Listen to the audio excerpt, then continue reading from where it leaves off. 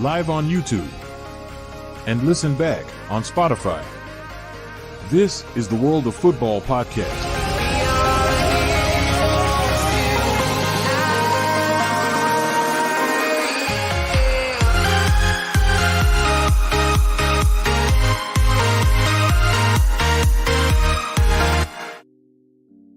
Good evening and welcome back to the World of Football podcast, live on YouTube and listening back on Spotify. Boy, we've got a packed one for you tonight. Reviewing the Premier League, probably me having a moan again as usual. It's just standard procedure for the start of the season, isn't it? Reece has got his lightsabers out. Look at how stunning they are. Hey, pause. Oh yes, I did. I said it like that purposely, Mr. Lashy, didn't I? But aside from that, I think we know that Mr. Leshy's got a sick mind, the bastard. I'm good, thanks. I am 3 days. I am 3 days away now from my theory test. I'm ready to go, and I'm less than a week away from traveling to London, so it's going to be funny. 3 months of train strikes, I'll be fine. Yeah, I imagine you're going to have fun there. But now let's get on to Mr. Dirty Mind. Julio, how's one going? Reece, I hope you bought travel insurance because you might need it. Genuinely, you might have to claim as much money back as possible when you go to London. Head of the game.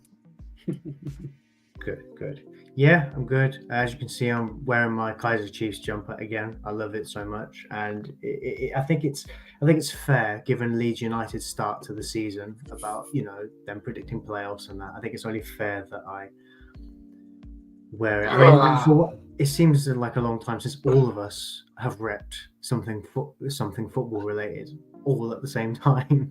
Usually, I tend to be the letdown, but yeah. I'm really looking forward to the show. I'm really looking forward to Nathan having a bit of a rant later because, it's just been the second week of the season and we're already there at that point. So, yeah, let's get on with it. Happy days, let's do it. And there's only one place to start, isn't there? And that is the Premier League. Friday night, Xerxes saving Manchester United. And what was a tight game for the start of it? Pops up in the 87th minute with that goal. There's no more being absolutely thrown at by Vincent Kompany in the Belgian league. He scored goals for Man United on the opening game of the season and saving you guys. So, yeah, what was your thoughts on that game? Well, I've seen a lot of United fans' takes on the game. Truthfully, I don't know what they're all smoking. I thought the performance was... I've seen a lot of people say the performance was absolutely terrible. I've seen people say the performance was tiresome, and I've seen people say the performance was absolutely exquisite. I thought it was just a game of football. I don't think Man United were particularly impressive. I think there were elements where we were creating a lot of chances that we should have really taken control of. I'm not a fan of XG, but the XG really does support what I'm saying right now. United really should have buried their chances. Yeah, we just spoke about that before we went live. Man United, that. But McTominay is apparently a target for Tottenham, so that can still make me happy. I think there were some elements to United's performance that were really good. I'm reiterating this now. I gave him a chance before the season started. I know Julio's got to defend him like mental, so I'm just getting out of this now. Marcus Rashford officially needs to be sold. That's it. It's not even an agenda. It's not even a want for him to do well. He didn't. People are going to say, "Oh, but he had 2 chances." What else did he do in that entire game? He literally did nothing. I'm sorry, but it's time to realistically move him on. The Euros presented a far more accelerated option for wingers. And there's elements of why he had such a shit season that he didn't go with England. That you're thinking that he would come into the season with a point to prove. I thought he would have scored once or twice. I actually had him down to score twice on Friday night because I thought this is a good way to start the season, get him a little bit of rejuvenation because it's a fresh start and we'll see how it goes. And he didn't do anything. In contrast, a player like Amad Diallo who came off. I thought that was the wrong decision. Turns out he may have actually picked something up, or it was just a rest. Who knows? But he looked a better winger, and it was quite an element to that. Ten Hag realistically shot himself in the foot by not starting Alejandro Garnacho as well. That really set the tone. This is where I'm getting perplexed about his changes, and this is what's going to hamper him throughout the season. He's already made 3 critical errors, and it was only the Fulham game. Now, we won the game, I'll take that, but 100%. This weekend, he needs to start Matthias de Ligt and drop Harry Maguire.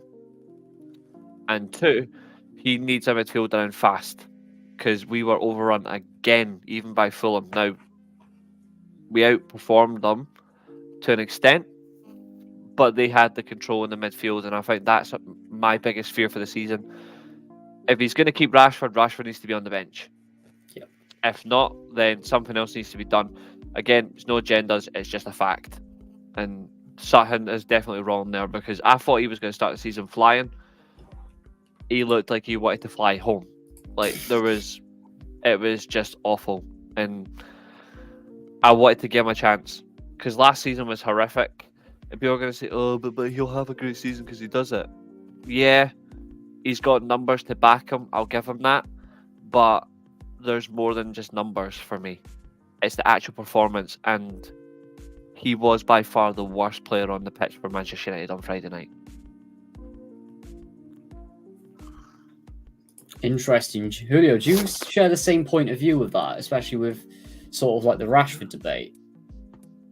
I mean, I think Reece's points aren't bad. I'm not going to sit here and say Reece is wrong, as much as thinking about it just brings such joy to me. If you think I am, then feel free to say so. It's your opinion. No. I'm not saying you're wrong. What I will say on not starting Garnacho, the only reason I don't agree with that, just because of like Garnacho obviously came back from pre-season very late, played a few minutes against Community Shield against Man City, and I think Ten Hag is trying to ease him back in. Don't want to rush him straight into, because I think Garnacho might be like ready to go from the start. I think he's in that position where he could. I think a forward 3, including Ahmad and Garnacho from the start, looks very, very likely right now. Even pre-Man City, even pre-Fulham. I think in regards to...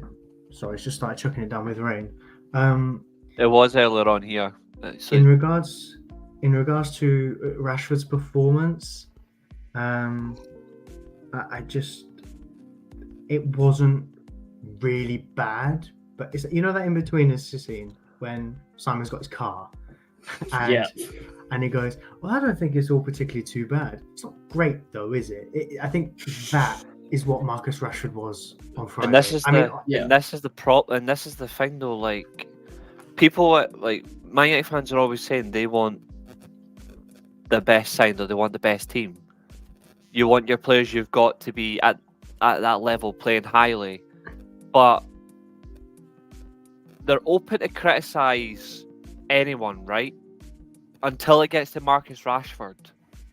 And there is a lot of people, and you cannot deny this. People say Marcus Rashford and Bruno Fernandes are the most abused Man United players. No, they're the most criticised because they're on the biggest money, and statistically for the past 5 years they've been United's biggest number producers. Bruno Fernandes at least has something different. He's come from a foreign club. He's come from a foreign nation. He at least has a different mentality and a point to prove. But yet, Marcus Rashford has been at Man United since he was 8 years old. He's been at the club all his life. He's come from the youth academies, and yet he is exempt from criticism. He is nearly 27 years old. I'm sorry, he's played over 400 professional games, and he is treated like he should never be criticised. It's almost as if people are afraid that they're going to be branded something if they tell him that he's a terrible footballer. Or he's a terrible do you know what it is? Just do you know what it is? I think he's been over-criticised, but that doesn't mean... I think what's happened is you've seen certain sections of the media go in on Rashford even when he's not played, even when he's not done anything. Like even if it like Criticism when he's played. I've seen media outlets criticize Rashford and say I've seen certain people, albeit maybe clickbaity, say that maybe like certain players like Anthony should have started the FA Cup final over Rashford after the FA Cup final. And there are certain people who have such a large following who go in on Rashford and create all these lies and rumors that are just not true. Yeah. See, there's things that are right and there's things that are wrong. And that is when I'm like, that's wrong. But obviously, I've said many times the phrase, I believe in a fair argument. If Rashford's not playing well, you've got to criticize him. This is a big season for him. I always hold him in high. I will always defend him because of what he's done till now. But that's not me saying he doesn't have to prove his way. If he has a shit season this season, right? Who's to say Barada and Ineos, the board, don't decide, right, we want footballing excellence, we'll move him on because this isn't good enough, especially for his pay packet, right? I don't think it was the worst performance in the world, but it wasn't great. I was hoping he would fire with something, considering he was there pretty much the whole of pre-season. He didn't. What might help his case a little bit was the fact that he could have ended up with 2 assists. You know, Mount and Garnacho should have buried their chances, arguably. Maybe I agree. More of a chance. But I agree on that as well. On another day, we win that game 3 or 4-0. So I think it's only the first game of the season. So, but the reality is, though, is you mentioned a very fundamental key point there. He was there for all the pre-season, and yet he looks less energized, less focused, and less motivated than the likes of Mason Mount and Jadon Sancho, and one of them wasn't even in the squad on Friday night, which really sets the tone. Now, if Marcus Rashford is not in that scene to play, then questions need to be asked. And I'm going to say this now. I think it's favoritism. We know managers have favourites. Everybody knows that. But if you're recognising that a player is not performing well in that game, there's no shame in taking them out, even if it's to sub them off. Do I think Diallo should have come off? Probably not. But if there was an issue, then fine. Yeah. But you could have taken off Rashford, and you could have taken off Diallo and still brought on Garnacho and Xerxes. They still could have done that, you know? And I think that really summed up for me. And I think another aspect. He's got a good opponent to turn it around, though. He does have a good opponent this weekend to turn around against Brighton. It's a good game to change it. It's a new Brighton team. It's a new manager where he doesn't realistically know how to set his team up against Rashford. If Rashford starts, then he should be able to prove himself. If he can't, then if he has 2 bad games in a row, serious question needs to be asked. I would like to add in there with Marcus Rashford. Are we seeing this again? Because I know you've mentioned this a lot, of people supporting a player over a club and a player who thinks he's bigger than the club. I don't think he thinks he's bigger than the club, but I do agree on the first part where you say people are just defending a player over the club. People always say it's club over this, club over that, but then they get to a certain player and then it's that player over the club.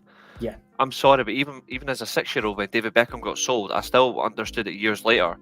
Obviously, I didn't want him to get sold as a child because he was my favourite player, but we got Cristiano Ronaldo. So I didn't forget David Beckham, but I got something different in response, and it was very exciting. So, like even Van Nistelrooy. We lost Van Nistelrooy, who is the best striker I've ever seen play for United. But we got the Champions League with Carlos Tevez, Ronaldo, and Wayne Rooney. So I got something different. Also, can I just add that Pedro Porro's just scored 1-0 for Tottenham. Lovely. Nice little header. They've been all over Leicester. We did say last week if Tottenham do keep an eye on Pedro Porro and keep him going, then they've got something because he is outstanding. Oh, he is. He's fundamentally incredible. I don't think Rashford's got the mentality that he thinks he's bigger than the club, but I think there are fans that do have that mindset that think he is, and by all means he's not. Like, he's definitely not, you know? Yeah, completely agree. One thing I will say, actually, I just hope with Rashford, he's not burnt out already, like he's not peaked already. I know that sounds crazy, but for the majority of his United career, he's had very good numbers before last season, and apart from the Rangnick season, numbers-wise, he had a very good goal tally for what was expected of him. The first 3 months, a youngster breaking through, scores, was it 11 goals in 3 months? Something along those lines? Yeah, 8 goals something in 3 like months. that. The next season, 10 goals as a backup striker / winger. The year after was something. I've got it here, actually, if you don't mind me finding it, actually. Yeah. By all means, yeah. Because I'm sick of people saying he's only had one good season and that's it, when the reality is it's for what he... Statistically, he's had a few 20-goal plus seasons, but when you actually look at them, he's still not changed as a player. He's still the same. Do you know what? I think and that's the biggest problem. He's gone down, like, I think he's tried to... I don't know how to explain it, but it's almost like... Put it this way, he wants to be... When I look at Rashford, when he bursts on the scene, he thinks he's that Cristiano Ronaldo type player who's at United, and then pre-2016 Ronaldo that morphed into a complete goal-scoring machine striker. He wants to be the winger or inside forward that can just take on defenders, use the ability, use the agility, the speed to beat a defender, and then if he gets a chance to shoot, which he's going to do anyway because he does it every single bloody time, then he's going to strike a ball. And then you don't see any development anywhere else. So you don't see a development hold-up play. You don't see a development in his passing ability, but you see glimpses of it. Like that pass last season when he crossed the ball, which was fundamentally beautiful. But then you don't see the intricacies of short play between players and then get the ball back and then take a defender on. When he takes a defender on now, he loses the ball very, very quickly or too easily. And we've said that about numerous players on this channel where they will just run into a defender and think they're going to beat them, but they get beat so easily. He doesn't have that anymore. He just takes them on thinking he's going to get past them and he fails. He's now, lost does he something. He's he has tried to great develop numbers. and he's almost gone backwards as a player. I remember the one thing I always bring up was he needs to be in the middle. Circa 2020, when you saw his mobility and how agile he was, he could get past players and he could do all sorts. And then ever since when, like pre the last Euros, not the one just gone, when he had that 3 months of poor form playing through an injury, ever since his body's developed a little bit in the sense of he's gotten almost, it looks like he's gotten too big and he's lost mobility and even lost a bit of pace as well. And he tries to do the things he could have. He's trying to do things he used to do before, like with different skill moves, knocking it past the player, stopping. It's simple shit though. It's like he can't do it. It's like he can't do it anymore. It's like he gets in his own way and he hasn't realised it. It's the simple shit as well that really is frightening. And I do think either he needs to be a striker or he needs to be a 15-minute player off the bench. I don't think he should be starting games for United anymore. Especially when you've got the likes of Diallo and Garnacho who do a multiple variety. And the Garnacho makes the same mistake Rashford does. Even though I'm a big fan of Garnacho, I'm not going to be hypocritical. They seem to do a less. It's like that less is more approach. Yeah. But he does do it though. He will still run at a defender if he thinks he can beat them and he gets stuck. But at least you see it quickly in his brain, like his thought process is so quick where he'll change up quickly and he will play the short pass in and then somebody will get a goal. Diallo's always looking for that pass as well. Whereas the likes of Rashford doesn't, and I think that's the biggest problem. He's just looking eyes on to beat a player or shoot. And every time he shoots, you don't know where it's going. It's either going to row Z, it's going into the keeper's hands, or it's going in the back of the net. I don't think he's it's not going in the back of the net either. That's the problem. I don't think he's an awful player. I don't think he's a great player either. People like that, like there's folk in our weekly armchair group chat that think he's world class. They're delusional. Like if you think Marcus Rashford is world class, you're delusional. I'm sorry, but people say if he's world class, then Bukayo Saka's world class, and we both know neither of them are world class players. Like, there's an element to it that needs to change, and for me, either he needs to play for the middle, not on his own, maybe as a 2, or he comes off the bench when defenses are tired and he can just be an absolute animal because you can't deal with him. Even a fit, hungry, firing Rashford still needs coaching, and I'm hoping with Ten Hag and then Van Nistelrooy, they can mold him, because it's like in development, he's lost in development now, and we don't. It's that. Because what he's always had in danger of becoming, because of what he was in terms of that hybrid, that winger striker hybrid, because there's an abundance of those kind of forwards coming through in the mid. There's too many problems with that forward now. It's completely stunted the whole idea of a natural number 9 as well. And it's completely and in that kind of development, as that player kind of grows to become something, especially with managerial instructions as well, then. It can hinder a player's development for different reasons. I think there might have been points last season where Rashford didn't know what was asked of him, and then considering, like, I think because of the pressing, Ten Hag might have gone at some points, Rashford press less because I've seen what you can do from the previous season. So it's that kind of, I want you fit and energized and ready for when we hit a team on the counter, for example, in transition. Not saying that's the top and bottom of it, but I hate the coddling that he gets though. Like, you know what I mean? Like, I hate the fact everyone calls him Rashy. Like, you're not his mate.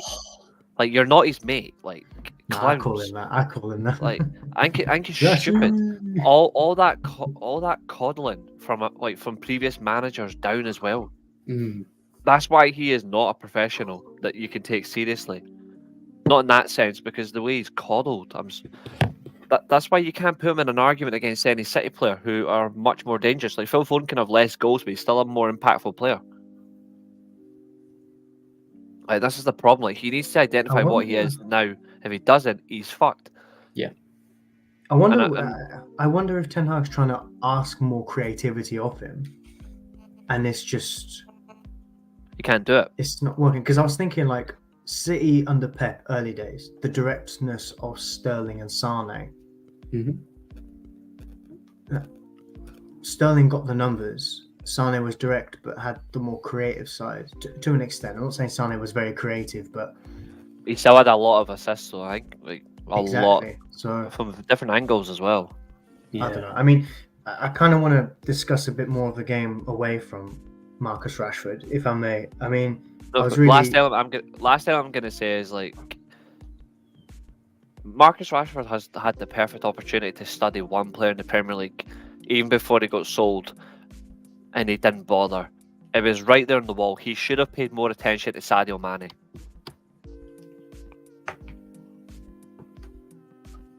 Possibly, yeah. I've said it numerous times, and Nathan will back me up. I said numerous times that the best player in that Liverpool front three was Sadio Mane, not Mohamed Salah. He did, because at the end of the day, after those two first Salah seasons, he's dropped off. Like prime example last season, completely invisible, and we will get onto Liverpool in a bit. But Mane turned up nowhere near in more finals than Salah did. Yeah, The specific one for me was when Salah went off in the Champions League when Ramos injured him, if that's what you want to call it. And then Mane seemed to be just a one man trying to make it work for Liverpool. That's because Mane's world class, though. No, exactly. I mean, I was really annoyed that we didn't sign him, and Liverpool did, because I think he would have been, even in the Jose Mourinho team, Mane off the left would have been sensational. I'm not sure if Mane would have played on the left in a Mourinho team. Personally, I think when you look at it, I think he may have played him. I think even though he was a left winger for Southampton, I think when you look at the bursting ability that he had, he played more centrally as well at Southampton. That kind of centre forward role behind Pella. Yeah, but then he would drift back into a left position. Yeah. I think he would have played central for United, like maybe as a 10 potentially. I think he would have been the 10 behind. Well, you look at the time, it would have been Lukaku. I think it would have been Lukaku at the time, but even playing off Zlatan. Yeah, would have been even though I great because don't, you've got that you, pace and energy even around Ibrahimovic. even though I don't rate Lukaku, when you look at it, Lukaku's best work at any club, Lukaku's best work is when he's had one or two particular players who are really good with the ball but are also very quick around him, because it allows him, even though he is quick himself and very powerful, it Like allows Martinez. him, yeah, it allows him at least to feed a position that works to him and he can track his movement. Now, I still insinuate that Lukaku was the wrong signing for United, but when you look at when he came into the club and he got 28 goals in his first season, the 28 goals that he scored, they were scored because Lukaku was in the right position to operate his body. Yeah. Because he had players that were doing all the work around him, and it allowed him to just be a less of an attention, even though it's not hard to miss Lukaku. Like, you'd have to be extremely blind to miss him on the field. You've got all the body around him. You can feed it. And that's the biggest concern, that like when you look at what United could have had and what they missed. If you had Sadio Mane there, two players automatically lose their positions permanently at Man United. Martial and Rashford. Neither would have been a success, or neither would have got more at United if Sadio Mane, for example, had been signed. Or even Mane and Perisic. Or my favourite concept to go with is if we're going to buy the best players of 2016, just have a 3 in a 4-2-3-1, have that 3 of Mane, Payet and Mahrez. Yeah. Good shot. Like, It would have even been right so now, good. I'd still have 33-year-old Dimitri Payet right now over Marcus Rashford. He's a baller. Mazraoui's debut was nice to see. I will give him that. Mazraoui's debut was fundamentally excellent, and it highlighted the fact that we really are happily and proud to say goodbye to Juan Booker T.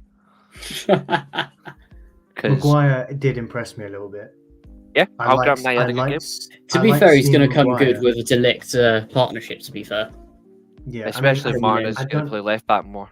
Yeah. Yeah, I don't know if Maguire gets dropped for the next game with Delict coming in, but what I will say is that for a season, having Maguire as a fourth choice, playing on the halfway line once every 3 or 4 weeks is not the worst thing in the world. I mean, I really liked seeing that from him. I really did. It screamed a lot more of Wilcox and that have gone to a Ten Hag and go, play your way, implement your style, put your philosophy in, no matter who you've got. He looked a lot quicker as well, which for him is extremely rare. Like, Harry Maguire looked like he had a few extra yards of pace on him. Like, he actually looked like, I don't know if maybe he's lost weight or something, I don't know, but I bloody hope so. Yeah. Because I remember how agile he looked when he first came, and then what he was 2 years later was. If you look at two photos, did look a little it's bit night quicker. and day. He was looking a little bit faster. I think he's realised that United are making signings for more athletic, faster centre backs, and I think he's realised that even though he's a good reader of the game, you can be a good reader of the game, but you still need to be able to move. I think United have made that mark very carefully. United still need another left-footed centre back. I'm not going to deny that at all. Like, we need 2 left-footers, 2 right-footers on each position, like all the way across the defence. Like, I think we get Branthwaite next summer. Like, Maguire will leave, I think, on a free, and then Branthwaite comes in. Possibly, provided he doesn't go Liverpool. I've seen this Liverpool rumour around today. I think Branthwaite's okay, but I think United could feasibly aim higher, especially depending on, because we all think Everton's going to do well this season. If Everton do well this season, then there's no way United will get Branthwaite for a reasonable fee. Forget English tax or United tax or whatever, because United have disproved that this season by the smart spending. It's the fact that if Everton do really well and they're not affected by anything, they will not need to sell him unless a massive offer comes in. Like, I think one player I would definitely want to see, who I think Liverpool should have signed this summer, was Gonzalo Inacio. That's who we should have went for. Him and Antonio Silva particularly, I think, are incredible. We should have went for Nacho. I think Kilman's going to be a big loss to some of the Premier League clubs from West Ham's game, Yeah. even though they've got another brilliant left-footed centre-back in Aguerd. I think he's slotted really well since we've got Max Rawe. The Moroccan link is already there. Like, I don't think he would mind being a backup at United if he was signed, because obviously he's 27, 28. But I do like Aguerd. I think he's a very good centre-back. Very powerful, though. But he does have something that Maguire doesn't have, and that's the legs. Yeah, I think that's something that United really need to look at for this season. And they need to snap up João Gomez. Really have to snap up João Gomez quick before he goes somewhere else. Speaking of Gomez, I'm hoping there's been any updates on Angel Gomez, because obviously he got knocked out in the Marseille game. Horrendous. Fuck Marseille, obviously, but My parting comment on the United game. I'm not surprised that it shows there's still work to do, but it was a lot better than what we saw on the opening day last year. Yeah. 1-0 win, late winner, but it looked pretty concerning, and it stayed like that during the whole season, pretty much. What I know is quite a low bar to look at, and it's probably not great that I'm holding it to that standard compared to what it should look like, but City and Fulham this year have been improvements on last year in terms of how we're looking. To a degree. Fair comment, yeah. So I can only hope it just improves from here. I'm not surprised that there's still work to be done. Some of the players did look good, played well, and that's for an opening day. It's all right. It might be one of those slow starters, and maybe if we beat Liverpool, for example, that's when the season really properly kicks on. But we'll just watch this space and see how it goes from here. Even though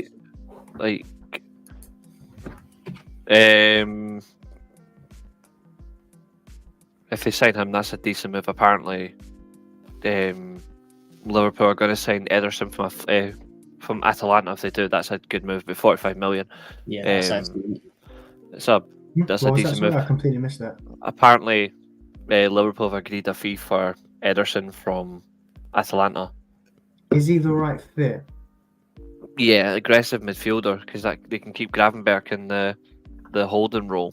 It works for him, and I would allow Ederson to just blast about on the field. I think it generally works. I'm surprised that United really aren't pushing on the Hermoso links. I think United should seriously take up the opportunity. If any defender leaves Atletico Madrid, that's still a good age to move and is still at the highest experience, snap them up. I take him in a heartbeat. And I still reiterate after the Girona game, because I watched the Girona game, I was right on Alex Garcia again. He is incredible. I don't know why nobody's signed him. He's a player that I really would go for. I'd put him in our midfield now. Besides Ugarte, I really like Alex Garcia. He's got fundamental quality. There's something about him. And the other last one as well, because it looks like they're going to stick with right-footed defenders.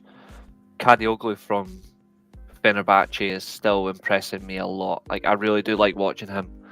There's something about him. He's got good quality. Was sensational for me in my Cardiff save this year in career mode. So I will hear no slander. 94 rated, ultimate utility player. I think he's a good player. I just don't like the fact that he's. I just don't like right footers playing at left back, even though Dennis Irwin did it for years. But Dennis Irwin was just quality. I prefer the natural left back role, right back, right footer. He has links to Dutch football. I think he was born in the Netherlands. Yeah. So, I find that hilarious, but it shows they're going for a certain caliber of player, a certain style. I think Hermoso being there is certainly an option that should be considered. Even if it's for a couple of years, I would still take it, because he's only 28. And yeah, speaking about Leicester, they're looking absolutely shocked. I don't know whether it's Leicester looking terrible. Bobby Decordova-Reid had sort of an open shot, just absolutely smashes it wide. And Spurs have just been all over them. They could have been Cardiff easily 3 or icon, 4 may I nil. add. Bobby D could overread. Cardiff icon. Cardiff icon and Cardiff snake. That's all I'll say. But yeah, Spurs looking dangerous this season. Probably. We always last say this. Spurs and Leicester not looking good at all. Their first 4 league games though are very interesting. Tottenham, Leicester today, Everton on Saturday. Then the following week they play Newcastle away. Then they play Arsenal on the 15th of September. Like generally some really interesting games for them. But we always see this from Tottenham. They always start strong, but I didn't realise they signed Buonanotte. Yep. I didn't realise that. Yeah, he's played in midfield today. Good signing for them. That's really when I look at the Tottenham midfield, like Tottenham system, the fact that they are playing the 4-3-3, they've went away from the 4-2-3-1. Looks like they've finally done something there. Yeah. Like I like some of these players in their team. Like I like Lucas Bergvall. Like I think he's fantastic. Obviously Werner's still there. He's impressive. Archie Gray, good signing from Leeds. Mm-hmm. Like Dragoson's still involved. I'm surprised. I thought they wanted to get rid of him. But then you've still got Udogie, Van de Ven, Romero, Porro as their main back four. With Ricardo, it's strong. Adding on like Brennan Johnson and stuff, Solanke. Brendan Johnson should have scored as well earlier. We've got the Pedro Porro goal from the set. See, both of the goals could have nearly came from crosses in. They can be so dangerous in these organised set plays, crossing. Yeah, Tottenham are looking at an exciting team, to be fair. I know we were looking at Bergvall before Tottenham got him, and I really do like Bergvall, but Tottenham really do need something else in the midfield.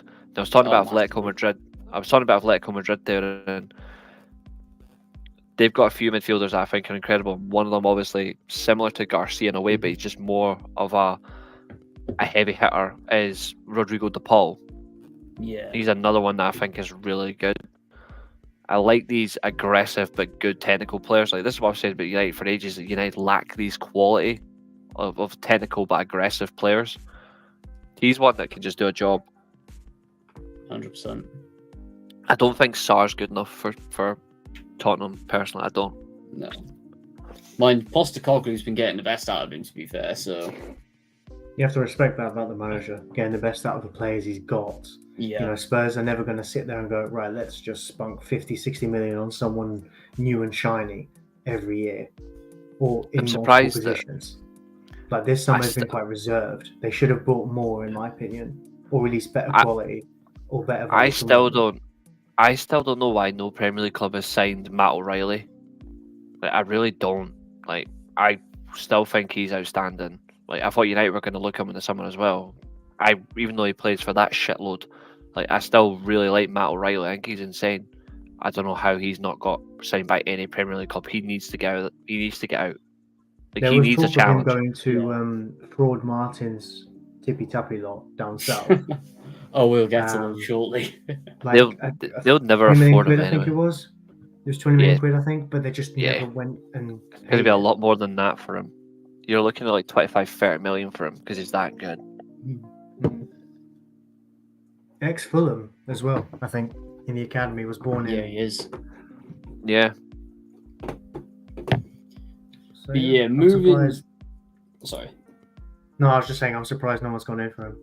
Yeah, I completely agree. But aside from that, moving swiftly on, midday, we got Ipswich against Liverpool. Liverpool coming out with 2-0. 2 back-to-back goals, Jota, Mohamed Salah.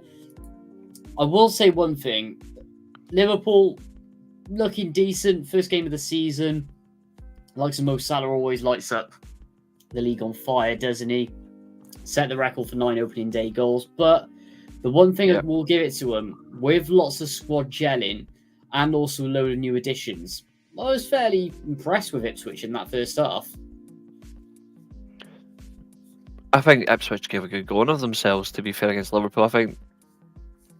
I don't think Liverpool truly battered them.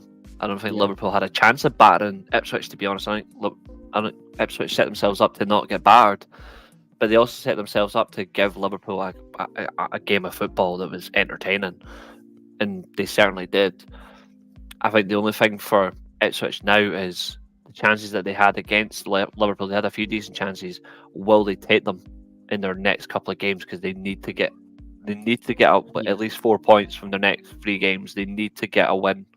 And ideally, a draw. If they can get 2 wins, then great. But they have to show it enough. Yeah, exactly. I mean, what makes it even worse is their next home game, which is actually their next game as well.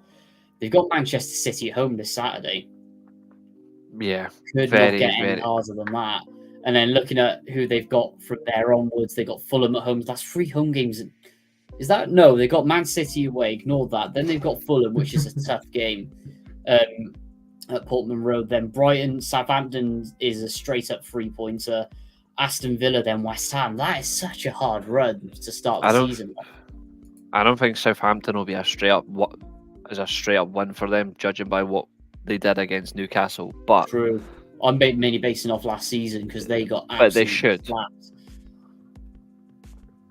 They should beat them though. But yeah, I think Ipswich have got a decent chance against City. I don't think City were that good against Chelsea. I think Chelsea were just remotely shit in some elements, but there's some parts where they were really just stupid.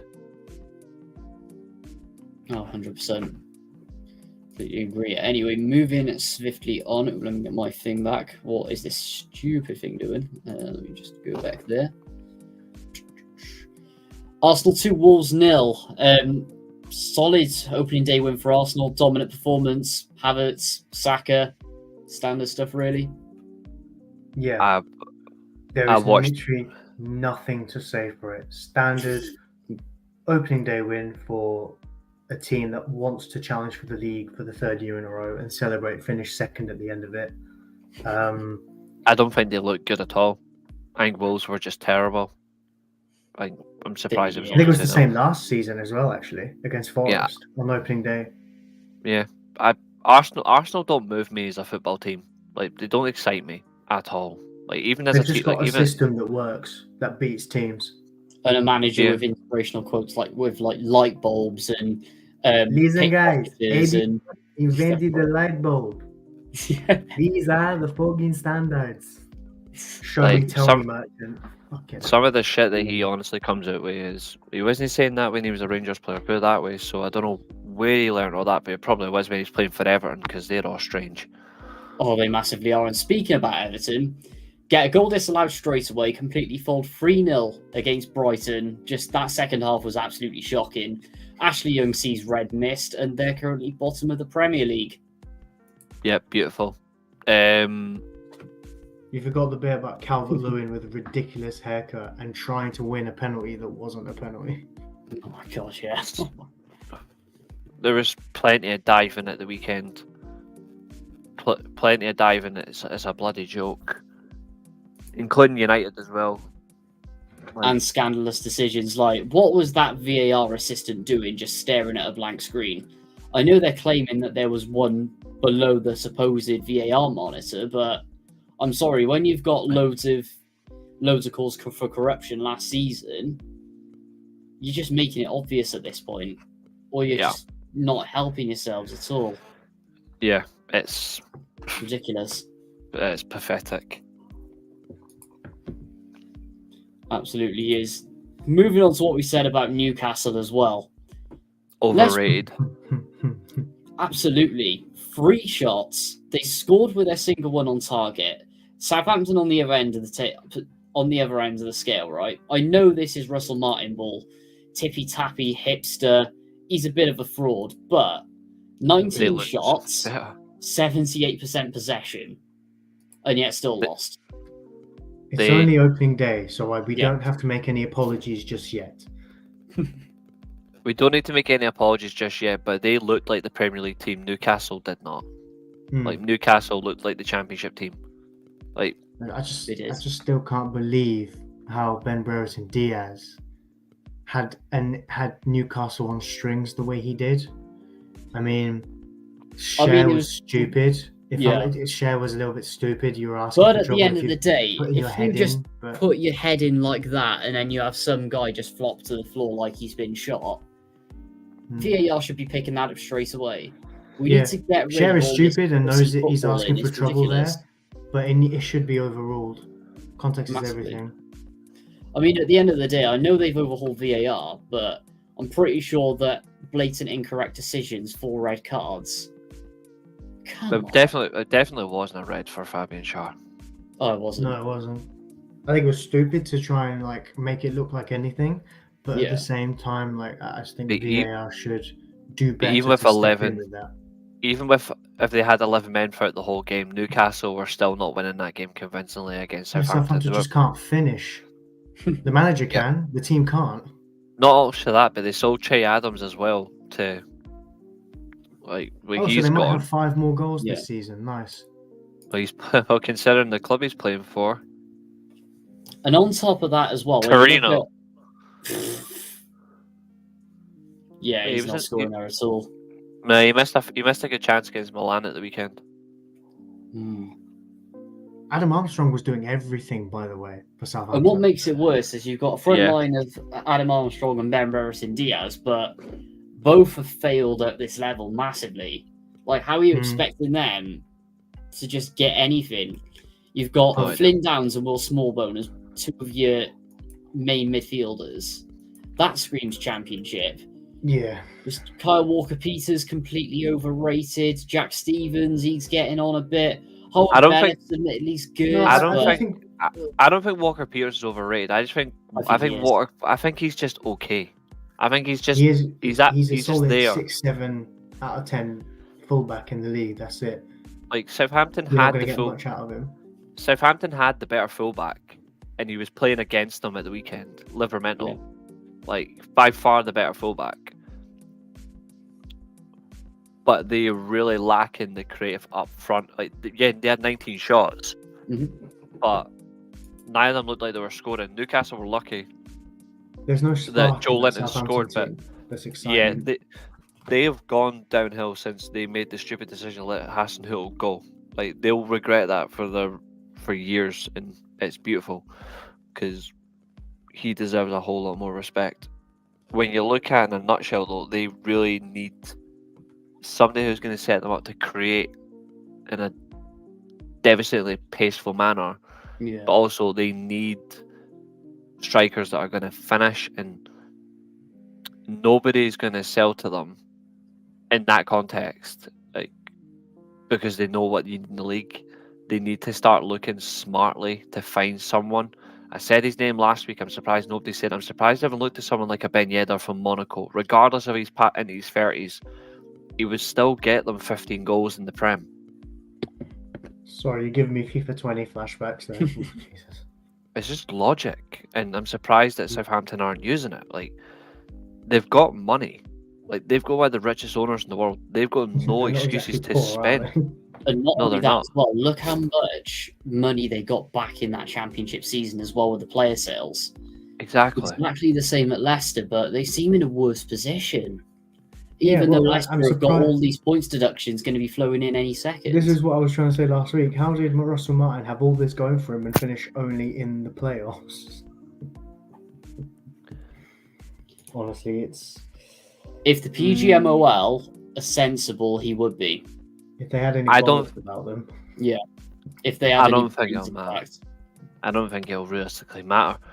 The money's there for Southampton. They've got, but yeah, I don't think Brendan Diaz will get suspended. But they do need to get Russell Martin out quickly and Yeah. bring something who's going to make them play more aggressive, flowing football rather than controlling possession. Southampton, we said it last week.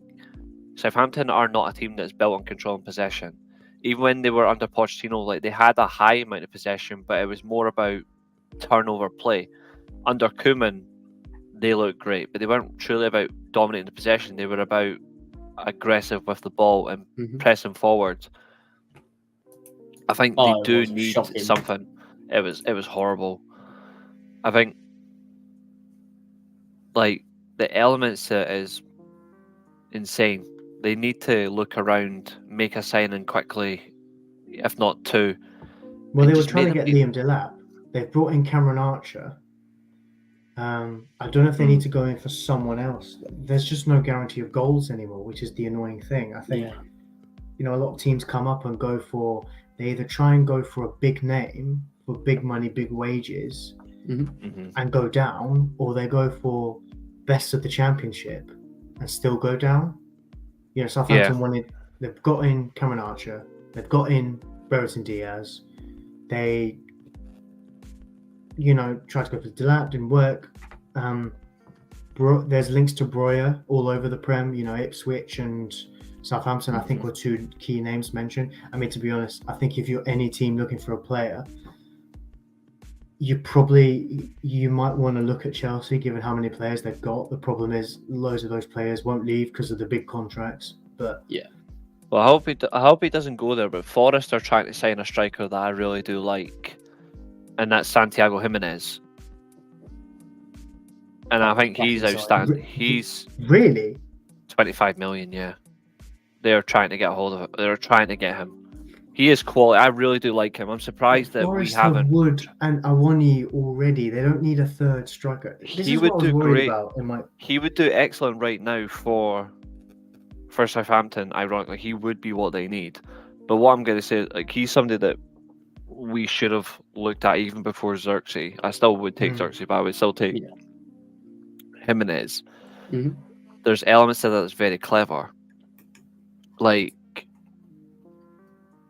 even he had a decent Euros, but I reckon they would still get him on the cheap from Monaco.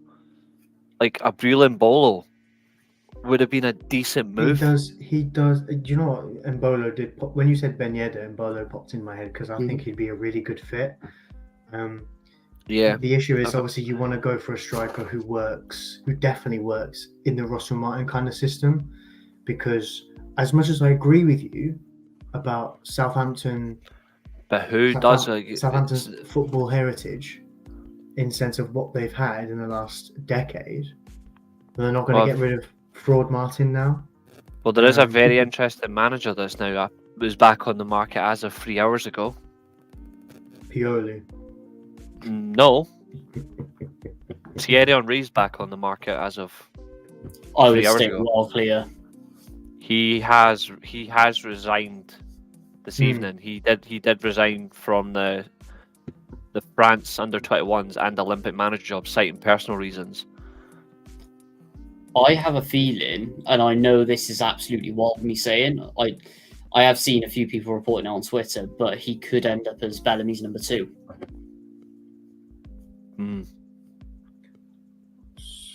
That would be funny, not gonna lie. That would be funny. Like, that would generally be the funniest thing of all time. Hang on, were you suggesting Henry as a manager or Henry as a striker for Southampton? I was thinking manager. 2 different results there. Yeah. I was generally thinking manager, to be honest, but it's not that I think much of him. I just think it's different. I do think they need to go out and get something different. Like, Gallardo's yet to be snapped up. Yeah.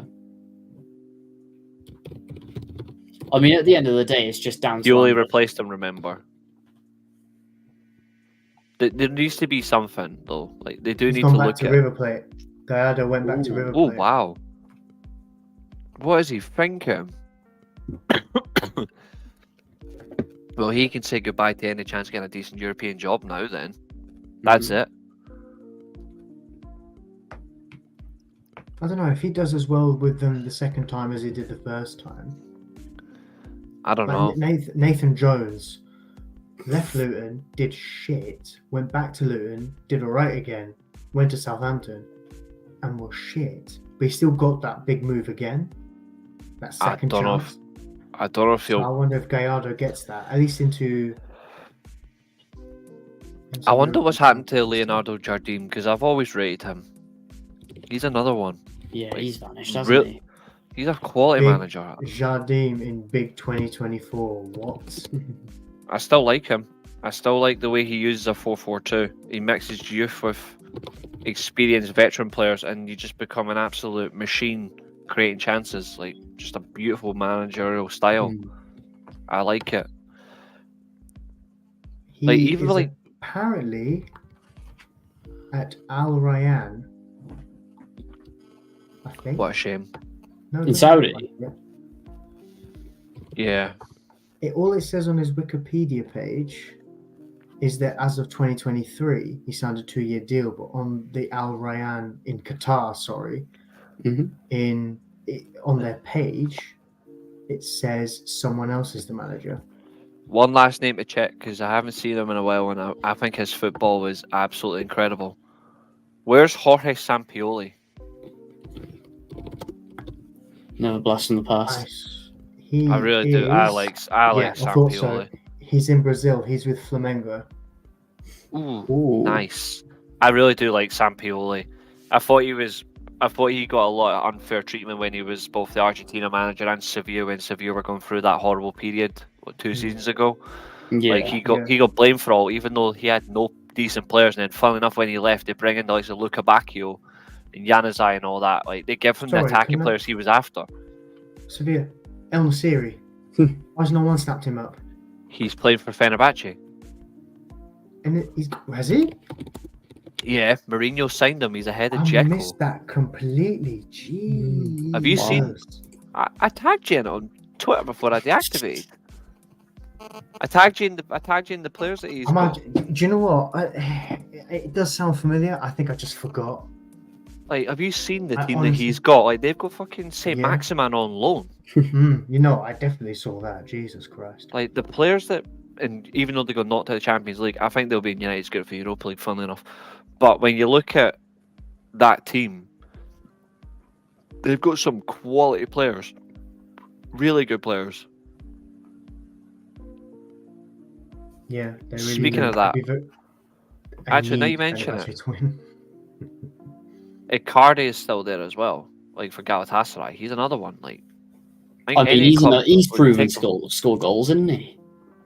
That's the thing. I know we keep going on about how there's no proven strikers. He brings who the score goals. circus off the pitch, and I'm not gonna lie, I don't see him leaving Turkey unless it's. Turkey's going to get very interesting this season. I think with last year's end of season run ended by a point, even though Fenerbahce only lost one game to Galatasaray's 3. Turkish football, I think this year is going to be one of the best in Europe, like for overall quality between the top sides. I think Fenerbahce and Galatasaray are going to run it insane this year. It's not going to be Barcelona, Real Madrid quality from like 15 years ago, but it's going to be. When you saw how close they were, it was that kind of close. You're going to see it so aggressive this year. I think Mourinho is finished though, but he's just enjoyable to watch. But it's going to be interesting to see how it goes. But the team that he's formulated is insane, the amount of money he's spent. Last season, I believe Fenerbahce had Batshuayi and Josh King on their books. Like they still do. They still do. Batshuayi left. No wonder they've got El Nesri then. Yeah. Still got Josh King. I think Josh King think wouldn't be a bad pickup for anyone, to be honest. I think he's shite, but he'd be perfect for Southampton. I think he actually would. What he needs is consistent goals. I don't think he'd be that bad of a shout. Do you know what I mean? It's like a rotational striker. I think he'd get a few goals. Well, in a world where Solanke goes for 65 million, Josh King can go for anything realistically. Yeah. When you look at it. They were on the books at the same time. They were at Bournemouth at the same time, and for a year and a half, I'm fairly certain King. They were. Massively. Because remember at the start of his Bournemouth career, until they got relegated, Solanke was one of the biggest flops in Premier League history for the amount of money. 20 million quid. And he was behind Callum Wilson and Josh King. Yeah, he scored 4 goals, didn't he? If that over 2 seasons, he was terrible. I think Josh King got double digits. He did. At least one of those seasons, yeah.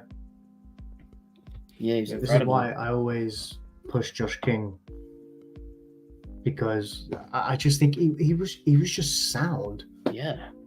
He just did his thing. He was all right. So I thought. He was like one of those early 2010 strikers that you just don't get anymore, who comes on, can guarantee. He was a forward, to be honest, yeah, because he could play on the wing if you needed him to. You could play him down the middle. Do you know what I think? I think even if you guys picked him up now, I mean, it screams of Vincent Town signing. Turkish league currently, ex-Premier League, big wages.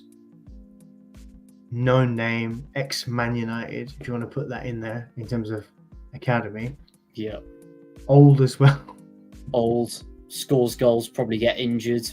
Yeah. Yes, definitely the injuries part. It's a Cardiff signing. Do you know the funny thing is? I signed him I signed him for Cardiff in my FIFA 21 save. So Of course you did. his goals alone got me up. His goals alone took a mid-table side into the automatics for me. So no slander here. That's what goals do to you. And Disgusting. speaking about goals, Leicester have just come out of nowhere and scored. What? No way. Jamie Vardy. Just watch this back now. Jeez. It's a nice goal. Yeah. Yeah, it's a nice goal. I've just seen there as well, actually. On his return to Villarreal, obviously, as a Atletico Madrid player, they are losing 2-1 to Villarreal. And it was Koke who scored an own goal for the second. But I'm not even joking. Their bench is mental. Like, this is their starting 11, right? I'm not even joking. This is Atletico Madrid starting 11. All black and gold. Aspilicueta, Witzel, Lenormand. Brilliant centre-back signing. He is. That's incredible. Yeah. Llorente. You got Llorente at right wing back or right midfield where he's playing. You've got Barros Rivas, Koke, and then you've got Mandava, playing as the midfield there. You've got Griezmann, Diaz Lino, how the fuck he's still in that team, I don't know, and Sorla up front. Yeah. But this is probably the scariest bench that I've seen in a while. Moldovan's the backup goalkeeper. You've got Jose Jimenez on the bench. You've got Rodrigo De Paul on the bench. Angel Correa on the bench. Galangil's returned from Sociedad, backup left wing back on the bench. Molina on the bench. Riquelme on the bench. Vermeeren on the bench. Julian Alvarez on the bench. Simeone on the bench. Gomez, the third goalkeeper, on the bench. And Costas. No, his son. I know. He's obviously back from his loan. He's back from his loan, but he's on the bench. Like, this is mental. Like, what the fuck? It was Dan Juma that scored for Villarreal as well. Surprised no one picked him up on another loan, to be honest, this season. Yep. To be fair, the window's not over. I wouldn't be surprised if Forest went in for him. Oh, fair play at Atlanta for signing Brescianini as well. They won 4-0 against Lecce tonight. Retegui as well, he's a quality player. He scored twice. Bresciani is a midfielder, he scored twice. It's 2-0 Juventus as well against Como. Like, no surprises there. Concerned, like, I like their team. Gatti's their captain now. Oh Lord Almighty! Why is he? Well, Douglas Luiz is on the bench. So is Danilo, who is naturally their captain. Savona and Fazio, the only subs that's come on for Thuram and Timothy Weah, who has scored, and Mbangula as well. You know, as well, I was going to say, they sold Moise Keane as well. Yeah, I saw that. Went Fiorentina, didn't he? Yeah. I think that's a bad mistake. Juventus got a lot of striker injuries. I think it's horrible.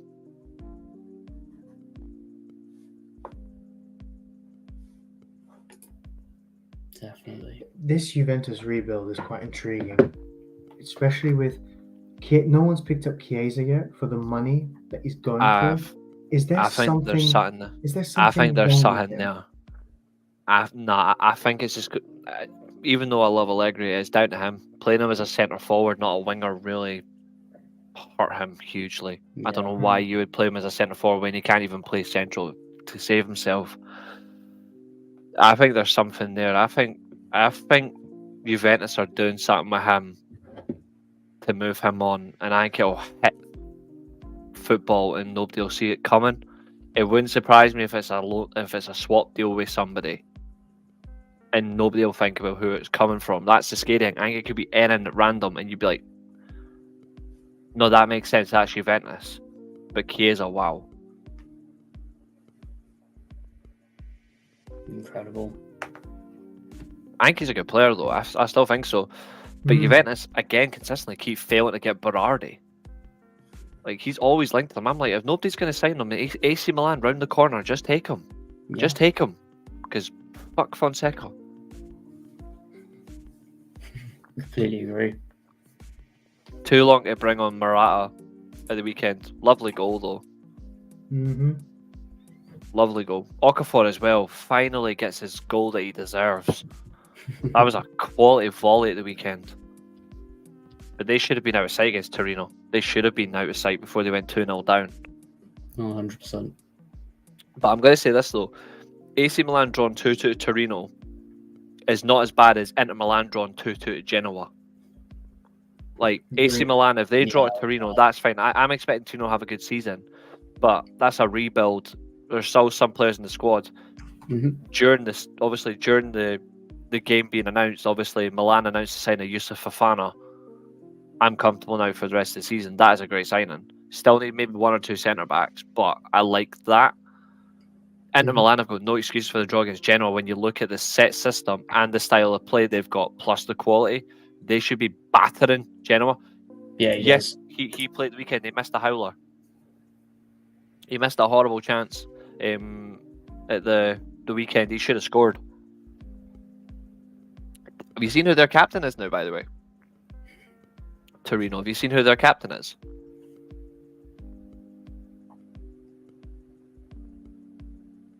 No. Atalanta's starting striker last season. Really? Mm-hmm. Go and take a look. Go and have a look who the new go and have a look who the new Torino captain is, and you're gonna genuinely jaw drop. Jesus Christ.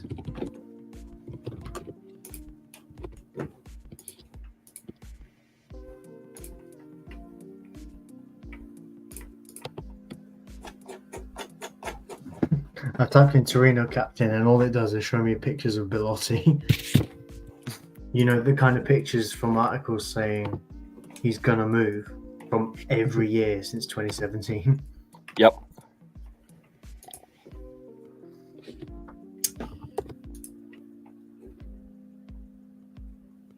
God, there are some streets will not forget players in this Torino team, though. Mm-hmm. Obviously, their goalkeeper's playing for Juventus now, Di Gregorio.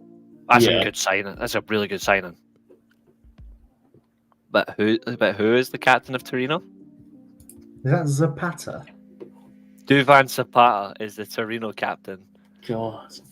Fresh from winning the Europa League with Atalanta, and he's now the Torino captain. He's also wearing the number 91 as well. Yep. Just like he did at Atalanta. Mental. But actually, no. Lookman done it, so he's taken Lookman's shirt with him at Torino. That's an insane lineup though from Torino. You know, you've got ex-Man United youth team goalkeeper Milinkovic. I think it's the same Milinkovic-Savic. Anyway. It's Milinkovic-Savic, yeah. And he had a good game, to be fair. He was just beaten by Morata, obviously being expert finishing, and Okafor's insane volley. That was carbon copy to Xerxes' finish, by the way, except it was a volley, not a flick on. But like a clever flick on. It's like you've also got players like Messina and stuff as well. Ex-Watford. Ilic, Vlasic, Lazaro, Sanabria, Zapata. It's ridiculous. It's an insane lineup, and I am going to say this now. I think Torino are going to finish in the Europa League places. Oh, without a doubt. Based on that lineup alone, I don't think that's even on the bench. Jan Karamo, Che Adams, and they were. And when you look at it, they were leading the whole. They were leading the whole when you're off the whole game as well from the Tia unlucky own goal in the 30th minute. Yeah. But even so, it was 2 goals in 6 minutes. Milan should have done it. Comeback. Yeah, Milan should have done a whole lot better, but there's so much quality as well in that team. Like, I really do think they've got a good chance. One thing I don't understand is why the hell Salamaker started at left back. Like, that made no sense. I think it'll be the last time you see Loftus-Cheek play the deeper role as well for Milan as well. I think that'll end now because of Fofana. I think it'll be Fofana, Benacer in the two, like the double pivot, and I think Loftus-Cheek will go back into the 10 role. And I think you might see Chukwueze dropped. Chukwueze had a good game. I think you'll see him dropped, and Pulisic will go back on the right wing. But Jovic has to be behind Morata. Morata should not be starting behind Jovic, even though I think Jovic is a decent striker. Like, that should not be happening. Yeah, I think what you get with Morata last few years is tried and it's more proven. Jovic hasn't really amounted to anything, bar maybe one patch of good form here or there since he left Frankfurt 5 years ago. So I think whereas I feel Morata's sorry for him, like the.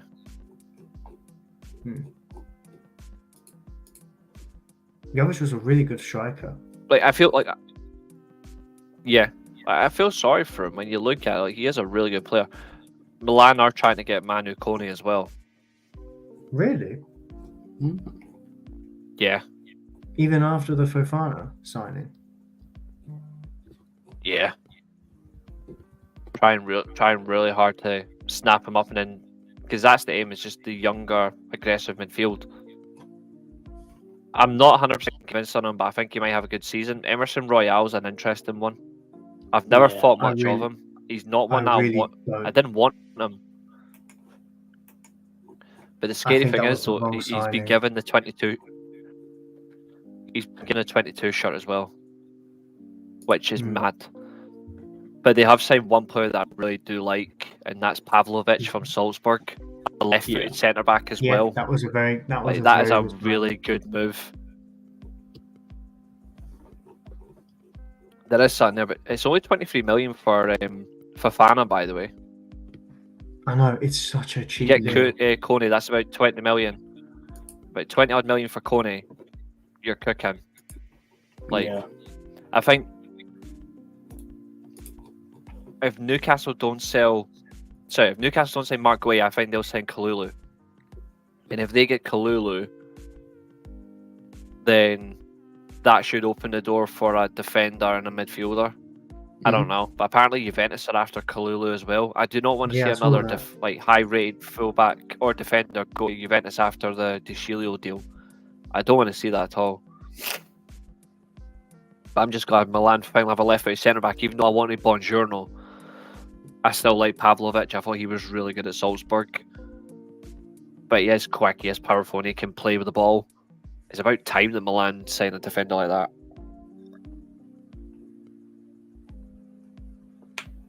Incredible.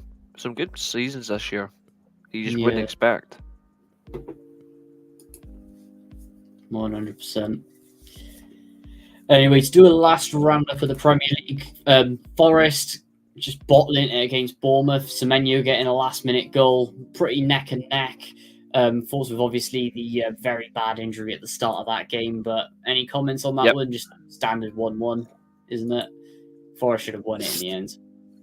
Standard 1-1, but I would agree that Julio was right last week about the system choice and getting players out. Well, we all, to be fair, agreed that Forest would be better if they play 2 10s behind a striker or play that type of 2 narrower players behind. But they are clearing out the squad. I just think when you look at the team in general, there's a few things there or not there missing. I'm not sure if sticking with Santos is the right man, but I think in the element, I think you can stick with him for a bit longer. Yeah. I can see that in a fair comment from last week's show. You can stick with him for a bit longer, but they need energy. There was a bit of that lacking from their game, in my opinion. There was a bit of energy lacking. I think that was because of Danilo going off. I will put that down. I mean, Forest have 4 defensive midfielders in him, Sangari, Yates, and someone else. Annoyingly, I've forgotten who it is. They have an abundance of holding midfield players, pretty much, but Danilo's arguably the more energetic one, the one with the engine, more mobile. He is good. I really like him. It's a shame about the injury. The one thing I will say that I actually forgot to say last week about Forest and their business was stretcher for Bentancur. I'm going by Doug's comment in the chat. He's just dropped it in the chat. Yeah, I haven't got my glasses on. I couldn't read it. Bad injury. Oh, let me have a look. That's not But yeah, not what- good. About is not Forest good. and their business, they've done a lot. They've done well getting rid of loads of players. My one worry is last summer, I think they had 4 players signed by the first day of the season, and then double that by the end of the window in the last couple of weeks. I just hope Forest don't, for their sake, don't do that again. There's no need for. They might decide, okay, maybe another striker or another forward in some capacity, but not. Let's build another 5-a-side spine, if you know what I mean. Let's get another goalkeeper. Let's get another defender, striker, midfielder. So, yeah, I think I'm really intrigued by Forest this year. I'm about to put something in the chat that's now officially done. This is now officially complete. Ooh. Leeds 40 losing mil more quality. His 40 mil release clause done. I'm More sorry, league but even though contract he is a decent player, but in what universe is Rotter a £40 million player? They He's paid really 30 for him, didn't they? When they bought him initially. I know, and he wasn't even That was good enough quite to be a steep fit. in itself, yeah. Yeah, I'd say 2025, like, but nothing any higher than that. But yeah, £40 million signing. Rotter to Brighton is done.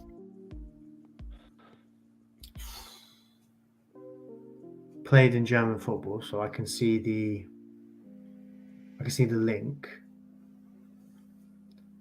I don't know how to feel about it. He wasn't It's great not- in the 6 months in the Premier League. At Decent least he's in got the more time Championship. now. He's got but- more time now, but I think it's the wrong club. Or potentially the wrong deal. I think that might have suited Southampton as well, funnily enough. Yeah, They're not willing to I don't spend see where it this. fits either. It's just 40 million quid. I don't think Southampton are going to sit there and think, no, we're not going to pay 40 million. Well, I mean, to be fair, did Martin have Joel Peru at Swansea? Or was He that did, yeah. after him? Surprised No, he didn't. was it? I can't remember. Was it a Cooper sign-in? I think it might have been. But if it was a Cooper signing, surely that meant Martin would have had him as well. Yeah, he did. Martin had him and sold him because of the board. Let's have a look. So he joined Swansea in 2021, which would have been after. That makes sense, Cooper Doug. left. Yeah. Yeah, that would have been one of And then Martin's he first joined signings. Leeds. He joined Leeds when Martin also left as well. So he had him. Surprised that deal wasn't. He didn't look at that, but Yeah, the problem with that one is, what's it called? Leeds are going to be looking for about 35, 40, 45 million for him, at least. And they Yeah. got the release clause. Yeah. All I'm gonna say is, Doug, if you're streaming with Carl this weekend, just ask him how he feels about this, because I've already asked him the other day and he wasn't happy about release clauses. He said that needs to end with Leeds. They need to stop with the release clauses. They really need to. They need to stop. It's horrible. I think it's necessary though, especially if release clauses. I think they're an incentive for the player to sign as a protection for if they go down or don't go back up. Mm-hmm. Because a player will want to protect their reputation. Players don't want to play in the Championship. You know, a lot of players left Leeds a year ago when they went down. Yeah. Yeah. So 40 million is just Leeds protecting themselves in the sense of, if you do well and we sell you, we're guaranteed a fee almost. We're guaranteed to not make a loss. Yeah, What would you think of watching this Bentancur injury back? That is nasty. Yeah, it's really, really bad. Crazy thing as well, Good grief. obviously I want Francesco Camara to be big for Milan this season, but they've got another striker in the youth setup that I really do like, who's involved in the first team. I think even the likes of Jovic would be a good signing for Southampton as well. Like, going back on them, like, they really do need something. Yeah. I like the Milan Futuro setup. I really like it. That's going to come in big this season. I'm surprised Tammy Abraham hasn't moved anywhere. But He's sort of just been close there, hasn't though. he? Yeah. He is close to going though, I believe. I I remember saw a year or something so about ago that the other day. there was that rumor that he was going to move for £25 million or something like that, and then got that heavy injury. He's gone. So that move fell through. He's still. He is apparently close to joining West Ham though. West Ham are trying to get a hold of him. Tammy Abraham. Good. Maybe Antonio can stop going on podcasts and talking about how good he is. To be fair, it's because of Antonio's injury. That's why they're going after him. Yeah, well, Antonio's not really reliable, is he? I mean, he's not that good. He's quite injury prone. So Bin him off and then just have Abraham and Füllkrug as your strikers, and then promote like someone from your youth team. yeah. Well, I do like the idea of having an experienced third choice striker. Like, didn't Milan have that at one point with Giroud? Yeah, but then he became first choice. No, Chelsea definitely had that with Giroud. Well, I say definitely had that. It was more he kept. Did he? He scored the important goals, didn't he? That's what I mean. They Really? kept putting him third choice, and he just kept finding his way back in because Batshuayi or Abraham or Werner or Lukaku or whoever it was, just weren't firing. You put Giroud in, and he got a goal. Higuain. Yeah. I was looking like Milan's striking options this season is Morata, Camarda, who's still in the Futuro team, but he's still within the main squad. Lorenzo Colombo, who's come back on loan from Monza, Jovic, Okafor. Like, mental. But I look at like clubs like Southampton can do with like Origi. I don't rate Origi, but I actually think Origi might do okay for Southampton. And he's going on a free. But when you look at him, his hold-up play is actually good. He isn't good in a certain way. I think he would be all right for Southampton if you just want to hold the ball, because he does move like that. Yeah. I think if Southampton go for another striker, it would be someone like Breuer. You know, an easy loan. Yeah. He's at Fulham though. Breuer, is he not? No. He was only at Fulham on loan. He's gone back to Chelsea. They're never going to use him anymore. No, they're not. They're looking for options of how he's going to move and that. You know, Chelsea have like 25,000 players. It's just finding the right move for him. Even like Fowler and Balogun as well as another decent player. Like, I think he's actually all right. I think Nketiah is not going to amount to anything great. I think he would be an okay option for clubs like Southampton. Nketiah, I was going to suggest Nketiah. The problem is the reason he hasn't moved anywhere is because a year or so ago, when he signed a contract extension, they put him on somewhere close to 100k a week, and he doesn't want to go anywhere because he'll have to take a pay cut. And that's the problem with football players now these days, is they're playing for the money, not the enjoyment of football. And that's what I say about these young players. There's two players ahead of him that aren't goal-scoring strikers. One's not even a striker, and he's third choice. Yeah. Like, long story short, I'd rather have Kai Havertz lead my line than Eddie Nketiah. But Atletico Madrid got a goal back. Who scored? Oh wow! On the 45th minute of the 5th minute of added time, but it was 45 minutes in. It was Sorloth that scored the equaliser. That is absolutely dead. They took Witsel and Sorloth off for Correa and Jimenez. Just get Alvarez on. You'll win the Champions League win. 3-0 Juventus, who scored? Cambiasso in the 91st minute. I like him. I like Cambiasso. He got booked, then he scored. Douglas Luiz did make his league debut tonight as well, off the bench.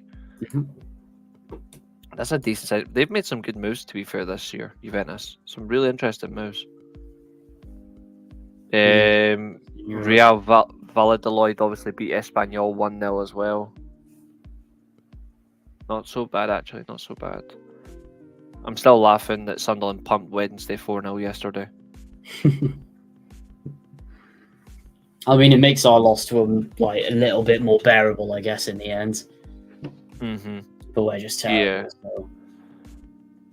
Football play. Sociedad losing to Vallecano was a shock. Like, forget Mallorca drawing 1-1 with Real Madrid. Like, they're just mental. But Sociedad had 65% possession. They were losing 2-0 in the 84th minute, and then Zubamendi scored the only goal for Sociedad in the 98th minute. Like, insanity. Leon smashed 3-0 for Rennes. Ha. Even though I like them, they're just stupid. Yeah. I'm surprised nobody signed up Kakaret, to be honest. Like, he's another one. Like, I think he's a decent player. I'm just having a look through some of these clubs I think actually might be interesting signings, but let's have a look here.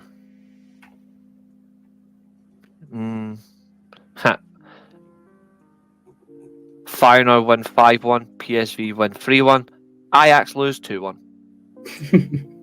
I have literally cursed that club. They're You dead. actually have. Finished. Wow. That's another player as well. Like, even like, I'm surprised no one has tried to sign Broby.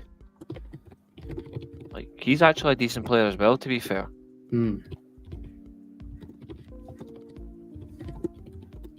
Yeah, he's decent.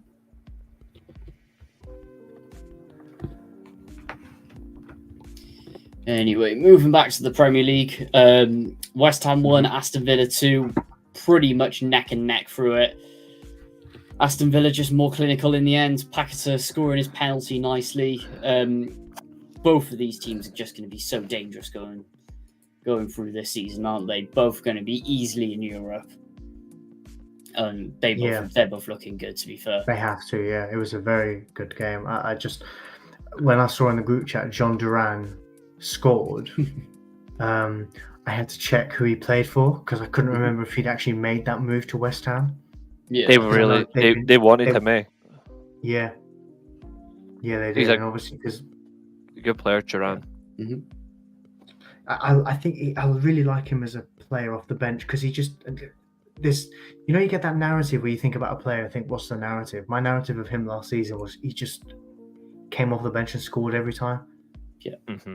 I really want to see the statistic around his goals off the bench because it was ridiculous. It was like every time he came on, he scored. Mm-hmm. Yeah. But yeah, it was nothing to worry about for West Ham, that opening day defeat. I'm really looking forward to seeing West Ham and Villa as well. How they fare. Oh, definitely. Because when you saw some of the chances that they had, it just pretty much cancelled out by good Villa defending, and then it was just the other way around. It was literally who was just going to switch up first, and sadly it was West Ham. So all we need to do is just need to see them in a game that isn't against Villa. They'll take points off the traditional top six anyway, and going to be exciting for both of them. What ones haven't we yet to cover left? Brentford 2-1 against Palace. Brentford just scraping it through. Palace really, really poor.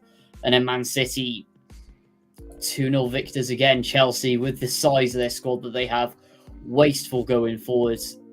That team just doesn't excite me at all. Like, Nkunku, once again playing him out of position where he's not thriving. He was shoved out on the wing, but then you have to drop Enzo Fernandez, who should be even deeper. It's a mess. It's an absolute mess. Like, what is this? You're playing Caicedo, Lavia, and Fernandez as your midfield. Yet you're playing Enzo Fernandez. Allardyce would be proud. He would be. Then you've got Cucurella. Steve Bruce would love that. He would.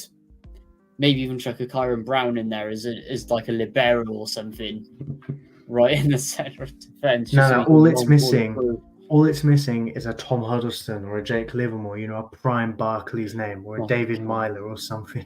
David Myler. Oh, now you're talking. It's a mess at Chelsea. We all know what's going on. I just think Chelsea have to trim the squad as much. That's the biggest problem. Because now, but what makes it worse as well is they're spending all this money, but it's like overpriced on rubbish. On these long-term contracts, thinking they're going to come good. But I mean, you've got Mikhail Mudryk, who, how much did they spend on him? And he sat on the bench, and he's just been bench warming for years. Do you know what it is? Do you know A what it is? bajillion It's- year contract, just terrible. I know that in the finance side, right, Mhm. the club values the value of their contracts from a business point of view. So Yeah. depending on the length of contract, obviously, and the pay and everything. That's why United tied down Chris Smalling, Phil Jones, Ashley Young all them years ago when they all should have gone, realistically. Just to even Juan Mata as well. As much as I love the bloke, tying them down to new contracts when arguably they should have gone, because on their little accounting system or whatever, Mhm. the value of the contract increased, and it's almost like it was a way the Glazers, I think, would do it to leverage more loans and more debt. Like, how do we get more money? Make our assets look more valuable. Yeah. And that's what Chelsea are doing. It would not surprise me if Chelsea turn around with some 2 billion, 3 billion pound stadium, if Clear Lake stick around, based on loans, based on the value of their assets, even without Champions League or even any European football. I think it's a mess at Chelsea. They really need to. I feel sorry for the likes of like Chalobah, Oh you know, my gosh, yeah. who are being forced to train in the reserves. Normally, I wouldn't feel bad for them, but it's like they can't be the only ones being forced out because there's too many people there. There's like 8 goalkeepers. Like, Prime Chelsea just doing example some as mad well. shit. Like, what was the point of signing Pedro Neto going forward? They That's didn't just a need Petro Neto. Yeah, it's just a waste of money. What's the point in signing João Felix? Yeah. Even if you were to put everything around the position João Felix excels in, even he wouldn't start in that position because you've got Nkunku. Mhm. Like, it's just so stupid. They just It's just fraudulent. This season's going to be interesting. I want to see protests this year from Chelsea fans because they can't be happy about that. They're not happy about this. I think it's ridiculous. I'm impressed with the way they've gone and just went, right, we're going to come in and we're going to find new and unheard ways to spunk money and waste it. I thought Woodward and the Glazers were bad. Even though they didn't spend money, they still found a way to spend a shitload on shit. Yeah. Chelsea have somehow gone, right, well, we're going to find loopholes. We're going to make it more jazzy, more interesting, more fun. And we're just going to... It's honestly like... Do they actually have football people there? Not that it looks. It seems that Bowley's running the show. Like, you know what? the guy I don't storms know off what in a the structure tantrum is. when he's playing Man City. What's it called? Maresca actually rarely offers a pretty decent performance with just the rubbish that he signed, and he's thing just is- expecting the balls, and the he's thing is as proven that he well- can't work with any manager either, which makes When it you even deep- worse. When you deep it, you think, okay, with the rubbish he signed, who did he actually sign? Who has he actually signed? Who was actually playing that he'd signed? You Just a can't even mess. tell anymore. It's all morphed into one. And the problem I said months ago Mhm. with obviously like you got all these new players coming in who haven't got used to it, and they got rid of the players who were used to it, and you brought in new ones, and it's the same cycle over and over again. You've seen last year they did really well offloading players, Yeah. but that's because the contracts they had under Abramovich and Maria Granovskaya, she was obviously on the board. They had no choice, otherwise they were going to be stunned. It was never this bad. Yeah. They could get rid of a Mason Mount. They could get rid of a Havertz quite easily because the contracts and the wages were not terrible. And I do feel for Chelsea fans to an extent, in the sense of like, you've just seen these Americans come in trying to play 4-4-3, thinking Champions League was just automatic every year. And all the other Todd Bowley stories, probably asking James Corden for advice on who to hire as a new manager. It's just honestly ridiculous. And me sitting here, being a football fan and knowing what they're doing is wrong in terms of squad building, it's actually quite painful to watch. Do you know what I mean? Because you're watching someone do it so wrong, and it's so frustrating. I could never be a teacher. I could never be a teacher of a bottom set maths class because I'd just be so frustrated that they can't do their times tables. Oh my god. I could. Do you know what I mean? It's that kind of but it's just frustration watching them do it so wrong and so badly. Like 35 million quid, they were trying to buy that player from Atletico. You know, the one with the name I can't even pronounce. Like a few God, weeks yeah. ago in that Gallagher deal. Who is he? Why are they buying him? What Why do use they is he? need him? Exactly. And he wasn't even playing for Atletico last season either. He was playing for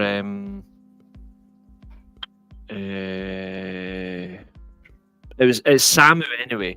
But I think he was playing for a lower rated Spanish club. Exactly. He wasn't playing for Atletico. He was even on Atletico's bench. 35 million quid as well, by the way. Yeah, like Do you know what? Just to sit in It's your all this- reserves. Oh, You know what? I think what's happened is because Chelsea have fucked up so badly in the last year, 2 years, Mhm. that I can't believe it's been 2 years already since they've come in. But they need to get top four in it this season as well. Like, there's no. they're It not doesn't going matter. Mhm. I know they're not, but it doesn't matter who's in charge. Like, they need to get top four because of their the spending. I agree with Pat Nevin's comments the other day saying it doesn't matter who the manager is. They need to get top four because Do you know now what it you've got to is? judge them. You got to judge them I now on think the spending. all this spending and all these just stupid signings, and I think it's literally just like This is the season you judge them it's on an the spending. accounting thing.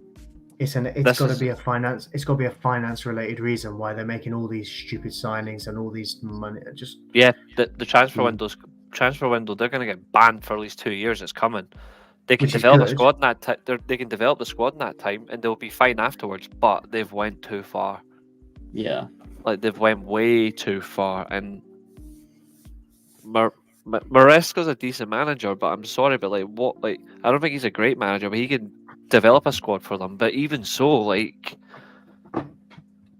I think if you're overdoing it on signings and who you're going to look for, I don't think Chelsea even want to build a squad. I think they're trying to build 2 or 3 in the case that they do get a big ban. But even if they do get a big ban, nobody's going to touch anybody that they want to get rid of. At the end of the day, it's the big payouts and the big contracts that they want because they're just going to put on stupid asking prices. Yeah, And exactly. then you're just going to have all these players just sat on fat wages, not doing anything for years on years. They're just a calamity. They are. And in fact, until Todd Bowley goes, I can't see him getting European football again. Yeah. They will literally just be getting by on what they've got. And that's saying it very, very loosely.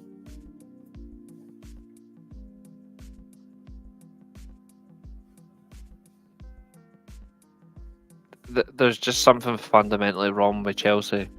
Yeah. Like, it's not even funny anymore.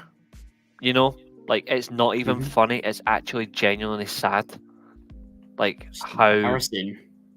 yeah, like how bad it's got. Like, there's something wrong there. And I'll tell you what's even funnier now. Liverpool fans are now coming out now about spending. Like, after all the shit they give Man United fans, I think it's absolutely beautiful that Liverpool fans are now crying about the same thing. They're now coming out about it, and I'm like, we can all just sit back and enjoy it for you. But with Chelsea, it is just ridiculously horrible. Yeah. I don't even know what they do next. I thought some of the build-up play against City was good, though. I think they not from the back. If it was decent, not getting the ball enough to Nkunku really summed up. He should not be playing on the left wing at all. He's not even a left winger. And it's like last season, which is just frustrating under Pochettino. He was playing him as a striker. which is Like, fine. It's been which proven is- not to work as well. At least he can play in that role, but he should be a second striker as a number 10. They've Yeah. overcooked the system. They should never have got rid of Pochettino, but he's already finished. His career's finished anyway. Like, Oh, it Pochettino's I will never take him seriously again. You want to crave about getting a certain, like, any particular job that's got your eyes on, but you go and take the USA job. He's officially done. Yeah. I will never have him in a conversation about top Premier League managers again, or managers who did well in the Premier League. I do not want to hear anything about him. He could have proved people wrong about the whole PSG thing, because you shouldn't judge on PSG because it's a shithole. But you've now went to the USA Like, as far as I'm concerned, Pochettino should never be brought up as a target for any top club again. Mhm.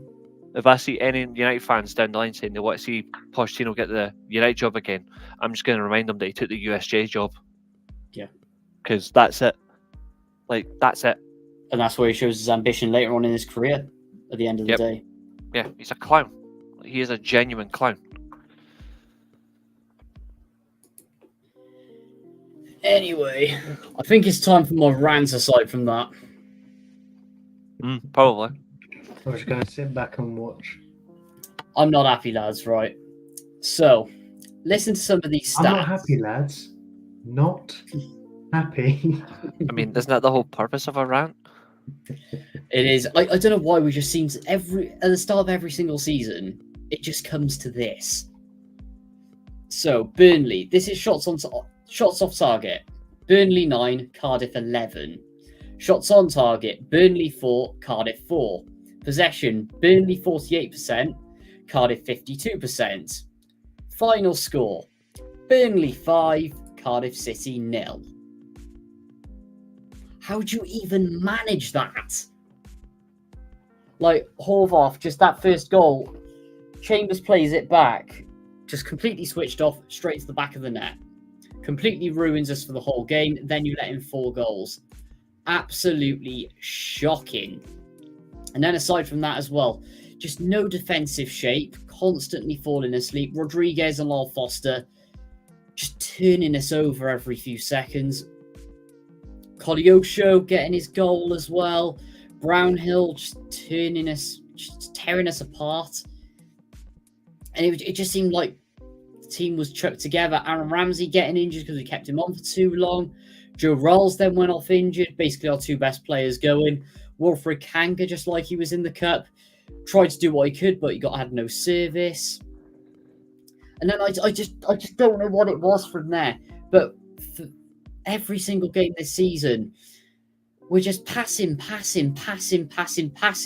trying to play like them down west, yet going forward, we're just scared. Like, I don't know, Renamotta or Siopis, play a ball forward, give it away. Happens every single time. There's no crossing in from the wings. It's just completely embarrassing. Bottom of the league, -8 goal difference in 2 games. I mean, at the end of the day, we've had the hardest start of any team in the Championship. But just show a backbone at least. And looking at the run we've got coming in, I can see us being on 0 points by the Leeds game, which is at the end of September. We've got Swansea this weekend, which is an absolutely massive game. South Wales derby, like, you couldn't have asked for a worse first 3 fixtures coming into this season. After that, then we got Southampton in the cup, then Middlesbrough, then we got a must-win against Derby away, and then we got Leeds. We are just absolutely finished. Like, I just don't know at this point. Unless something drastic happens, this run is going to be stinking. That we're going on. No dips in confidence. No, we got some more players coming through, like Mark McGuinness going out the door. Another example. Like, that's just daylight robbery, which is fantastic. We need the money. But then you've got that. Then you've got the boycotts going into the Swansea game, of course, because ultimately that's just a joke how it's the only game in Europe that's still a bubble trip. Like, talk about discouraging fans from going to a football fixture and then charging £32.50, which is basically like taking a mortgage out for a away game. And yeah, I say it at the start. I've said it at the start of every season since 2019. It's just an absolute joke. And I don't know at this point. Absolutely rubbish. That's valid. You have got a tough start, I think. Yeah. I don't think the squad is as bad as the results suggest. I just think that you need to get a win. For me, they're just underperforming, and with really difficult fixtures, it's just a perfect storm, to be honest. Who played left back, if you don't mind me asking? Ready to laugh. Callum O'Dowda. Oh, look at that. You need to get a left back by the time the window closes. I know. There's no 2 ways about it. What makes it worse as well? I know obviously JC's out injured, but we've literally got Joel Bagan, who's better in that position, sat on the bench, just rotting away. When he had a really good season in Belgium last year, and he's proven in the Championship before. I just don't understand it. Yeah, you need a left back. I said to you 2 Yeah. weeks ago that you can't go into the season with O'Dowda as your starting left back. That's Embarrassing. I know, obviously, like he wasn't the reason you lost, but I think there isn't the right. You need to play a proper player in their proper positions, right? He's not good in that position. He's better further forward. So I just think that, I mean, getting 10 million quid for a centre back who got replaced by Nat Phillips last season, I think is hilarious. I don't know as good as he was in the first half of the season. So I think it's that kind of, he was good for you. Yeah. And it's a club coming down from the Premier League. That's where the price tag comes from. And this guy was a starter at one point, and he's been replaced by Callum Chambers. And say what you want about Callum Chambers, but his name, ex-Premier League, they'll say that. They'll use that for the sales pitch and everything. So, and obviously he's never played in the second division before. He's always been Stonewall Premier League. Yeah, exactly. So it's Stonewall squad player in the Premier League, bar his breakthrough season at Southampton. Yeah. But needless to say, £10 million needs to be spent wisely. I think that was just stupid what happened at the weekend with the Horvath mistake. Oh, I think was it 3-0 to the last 6-7 minutes of the game, and then the floodgates just opened. Yeah, because we actually went down to 10 men because Ramsey got injured. We had to take Rolls off in the 30th minute. On comes Colwell, so we lost both of those. We nearly lost O'Dowda. We nearly lost someone else, which I can't remember. Just poor game management at the same time as well. And going in, this is the last thing that you need coming into a South Wales derby. Yeah, it is. I mean, is it home or away, the derby? It's away. Yeah, okay. Yeah, that's not good. Which obviously I've got my own reservations of that as well, because no one wants to go there. Not because of obviously the football, but as I said, as I just drone on all about on Twitter, it's just the absolute stupidity we get into the game.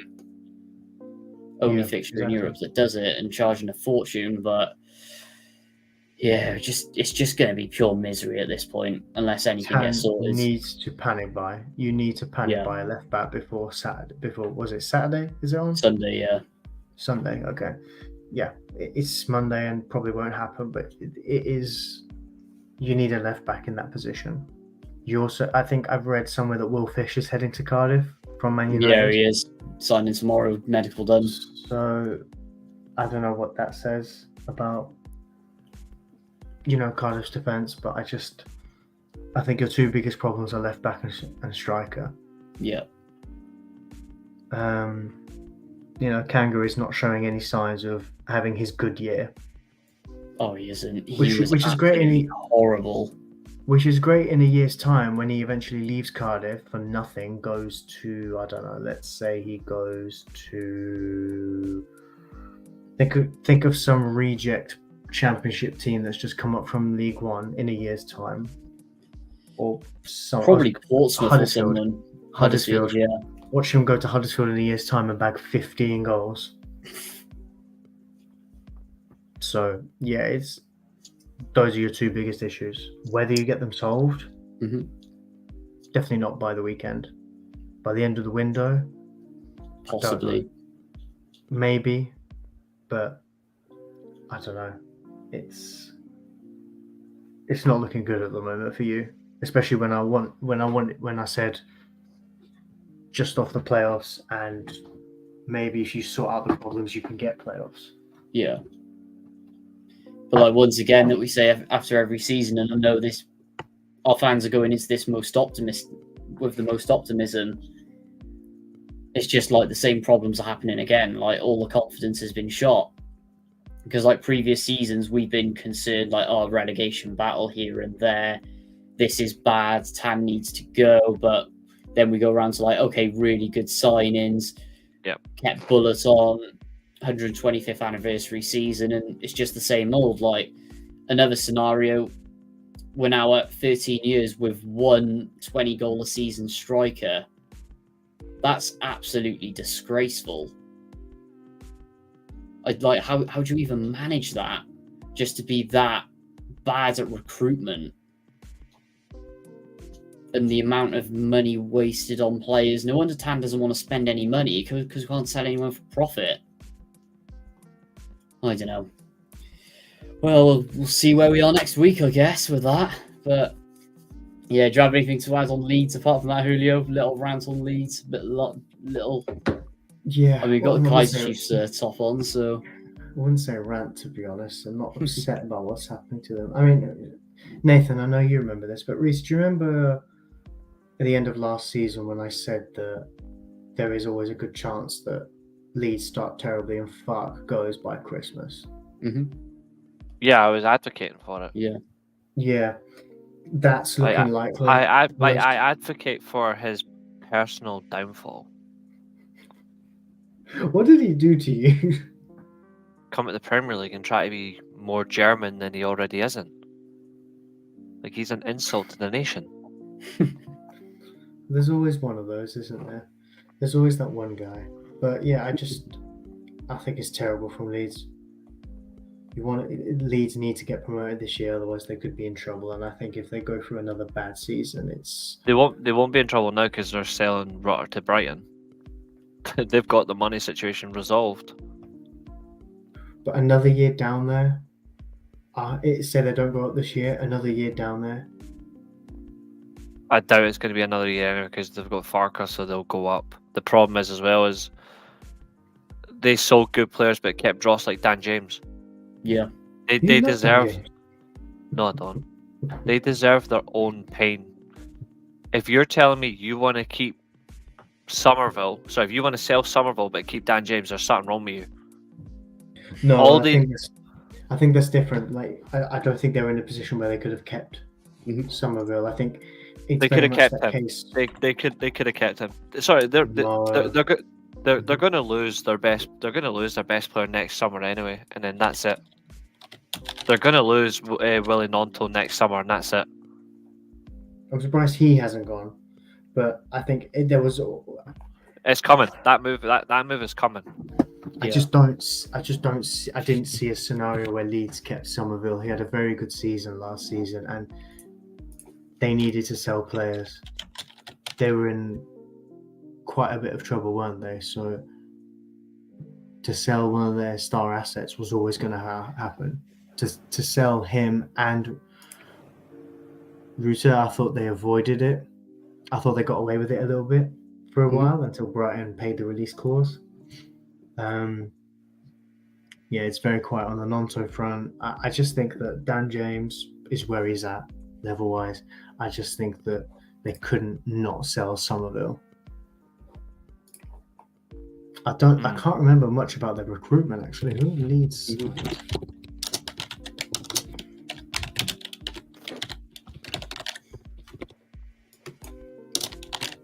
Not Kit.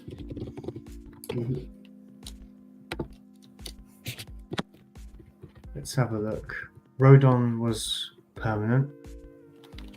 Have they only made 4 signings? Yeah. Rothwell on loan, Bogle for 5 million quid, roughly. Joe Rodon's loan move was made permanent, and a goalkeeper from Salford. That's terrible. That is shocking. I know they've had to pay off obviously what they needed to with the financial troubles, but that is a piss. And the thing is, they put themselves in this situation with all the money spent as well in previous years on just rubbish. And like Jesse Marsh has a lot to say on it as well. Like the fact that he didn't keep that squad up with what he has was ridiculous.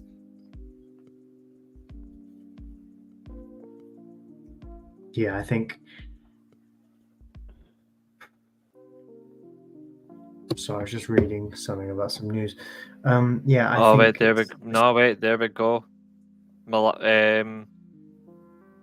Loan with option to buy Kalulu to Juventus Yeah. for 14 million. What the fuck? That's a Serie A winning defender at 21 years old, and they're going to lose him for like 14 million as an option. That's disgusting. Oh, I know.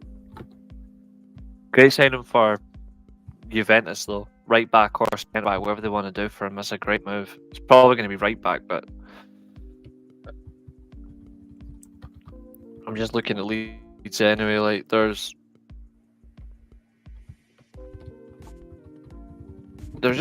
ridiculously bad. I was right Yeah, to stand by Portsmouth. Portsmouth should have done better, to be fair. I should have. Anyway, who fancies ranking some kits then? Doing the last bit of the stream. I would like to point something out. There's some news coming in about Aaron Go Ramsdale. on. Wolves have made a Wolves. loan to I've yeah. seen it. for Aaron Ramsdale. It's a good option for them. insane. They need a goalkeeper, to be fair. Well, Jose Sar's not that bad. I'd have thought they needed more reinforcements in the defence. They do, really, they do, yeah. I would have thought Sar would be fine. As an and they needed- upgrade, to be fair. it's an upgrade nonetheless. upgrade. But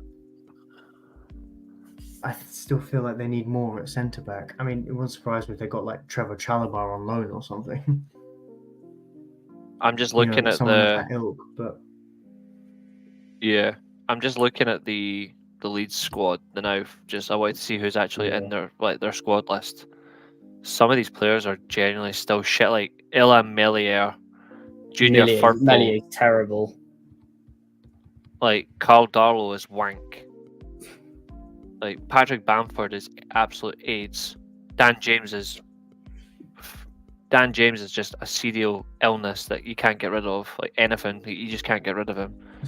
they lost a lot of players this summer just gone as well. Brendan Aronson, Maximilian Vobar, like decent players, but still like they're not good enough for that level. Like, Not they don't only that fit. as well. The Not thing even with that, they left. They didn't Brendan want to Aronson stick around. literally left because he didn't want to play championship football, and now he's back there. Like, talk about arrogance or what?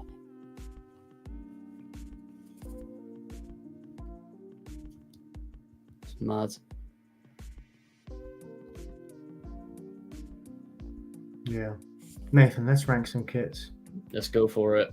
Fancy starting Julio? Oh yeah, by the way, we've got GOAT, class, decent, mid, shocking. And then I have a feeling where a certain kit's going with this one. Are they just home kits? Burn. Just the home kits for today, yeah.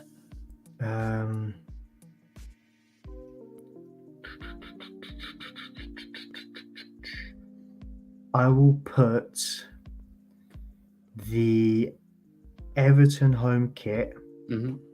in shocking Wow, okay. because I'm a big advocate for less is more, Mhm. but that looks just they've gone right. What do we do on this? And they do it doesn't look simple. It doesn't look less is more. It just look less is just nothing. Exactly. Do you know what I mean? It looks like they've gone a blue football shirt, stuck a couple of logos on it, and that's it. Just a basic one. And Castor as well. I've not been a fan of Castor kits, and this, all the problems with Castor and badges peeling off and all that nonsense. I just think it's a terrible kit for Everton. And then you had That's all really those good. terrible Newcastle kits as well, with them some bad Wolves ones. And not only that as well, that is the last kit at Goodison Park. That's Hang embarrassing. on, where is the Wolves kit? Oh, there it is. Sorry, It's I didn't realize there terrible. was a second. I hate that so much. You know what? Should we just go for it? Burn. Straight in there. Anyway, Reece, go. You'll go, bud. Chelsea and Burn. I agree. They're so Shocking. bad. I don't mind if it's all blue with no sponsor, but I don't like the pattern. It's just ridiculous. It looks like a training top or something like you buy your 8-year-old. One of those fancy T-shirts you wear to a school disco. Not even that. It looks like You know, you get those like sand timers with the shiny blue sand or something. Yeah. It looks like you're halfway through pouring it in the other end, and it glistens like that. That's literally what it looks like. Oh, it does. Either that or one of those crappy aquarium backgrounds. Yeah. Oh, it's so bad. It just looks like a PlayStation startup screen on the PS4, Yes, exactly. but a poor version of it. It's like they wanted God. to be PlayStation, but they ended up being a retro Microsoft. Do you know what it is? Have you seen those PlayStations that you can buy off like Wish. AliExpress and that? Yeah, It's cheap that. knockoffs. Yeah, cheap Mm. knockoff trial versions. Oh, Just so God. bad. So probably going to get a lot of hate for this, but for me, this Liverpool kit goes and go. No. It is just clean. No, it's Stripes, not. collar. For me, everything's perfect about it. I get it from compared to get it everything from else, a- I think so. I get it from a like it's different standpoint, but I think that's too high. How far are we saying to drop it? decent. 2 places. Yeah. Let's go decent and see how we go. I don't think there's none of these kits are worthy of being the I'm not top gonna- tier. yeah. None of them actually are. That for me, the best looking kit of them all is the Palace home kit. Even then, I hate it. I would disagree. It's definitely not Nathan, but- United. That is the United kit is shocking. Oh, it is. Nathan, put Fulham in class for me. I really like Yeah. the Fulham kit. To be fair, that is nice. I would say that That's or the less that, is more. There is one big elephant in the room that lets it down, though. You talk about the the red. orange on the sides. This here. Oh, really? The sponsor is It's too in the high up. sponsor. sponsor list. To be fair, I do like the Ipswich shirt. The Ipswich shirt is nice as well. The Ipswich shirt is quite nice. I do like it. Ipswich, Palace, and Fulham are probably the free class shirts. But to be fair, the City shirt is Yeah. nice, but their away kit's better. It Same with is. United, like the United away kit's better than the home kit. United and City's home kits are either mid Do you or know what shocking. United should have? Do you know what United should have done with their home kit? Similar Not to had what 3 Hungary, separate reds. similar to what Hungary did with their kit in Yeah. the Euros, where the template was dual color. So have the dual color as white and black, I and hate. the main color just red. I hate dual color shirts. They're awful. They don't It's work. ridiculous. It's shite. Now, trust me, Hungary did it well at the Euros. Almost said someone else then. United would have done it well. Trust me. No, they would. No, they would have ruined it. And it's because United with home shirts. They've been crap for years. This one just looks awful. Like for me, like those This two are one looks shocking. terrible. Like To be honest, I think like that Forest, well, Forest is nice as well. Like that's a nice shirt, but I wouldn't say it's better than ours. But when you look at it, it's just oh god almighty. Decent. I think Forest have gone what- another year with a simple kit. I think that's Yeah. what Forest are doing right. They're going simple.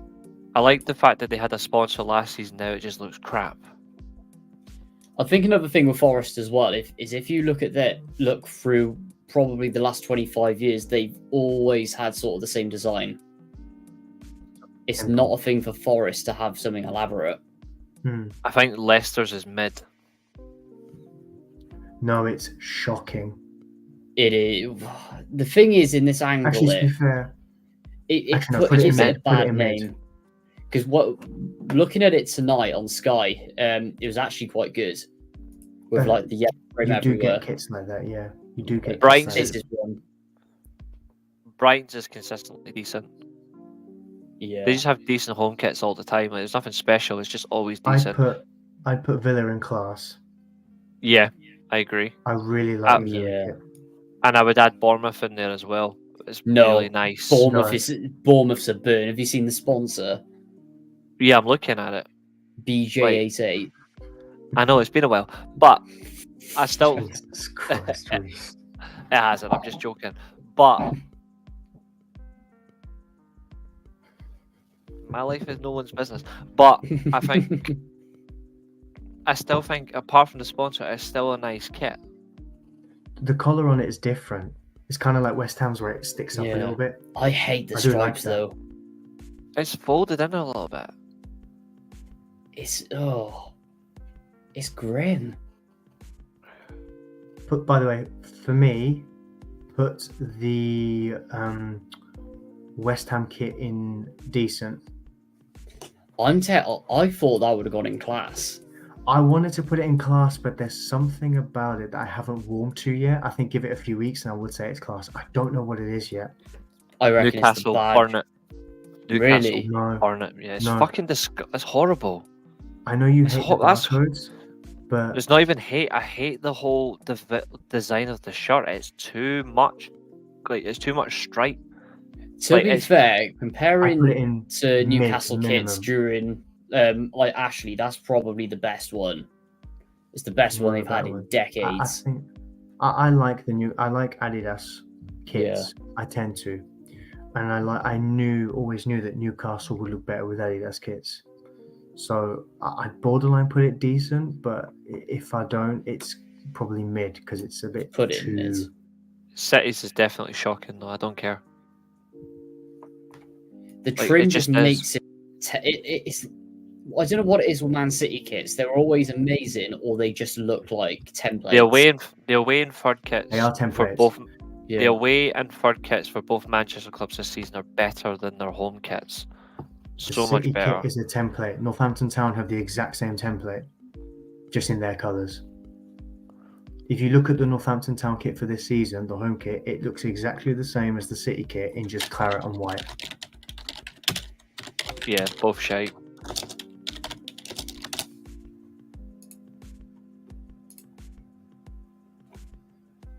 Yeah. Exactly the same. It is exactly the same.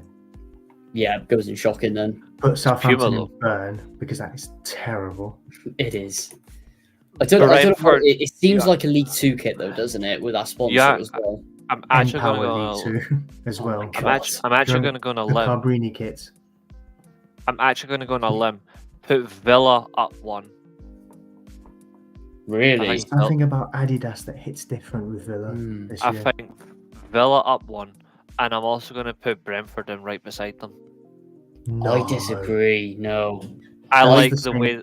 that- I like the no. way that the red hits the black on the bottom. I just like the I way that it bounces. really It's don't. nice.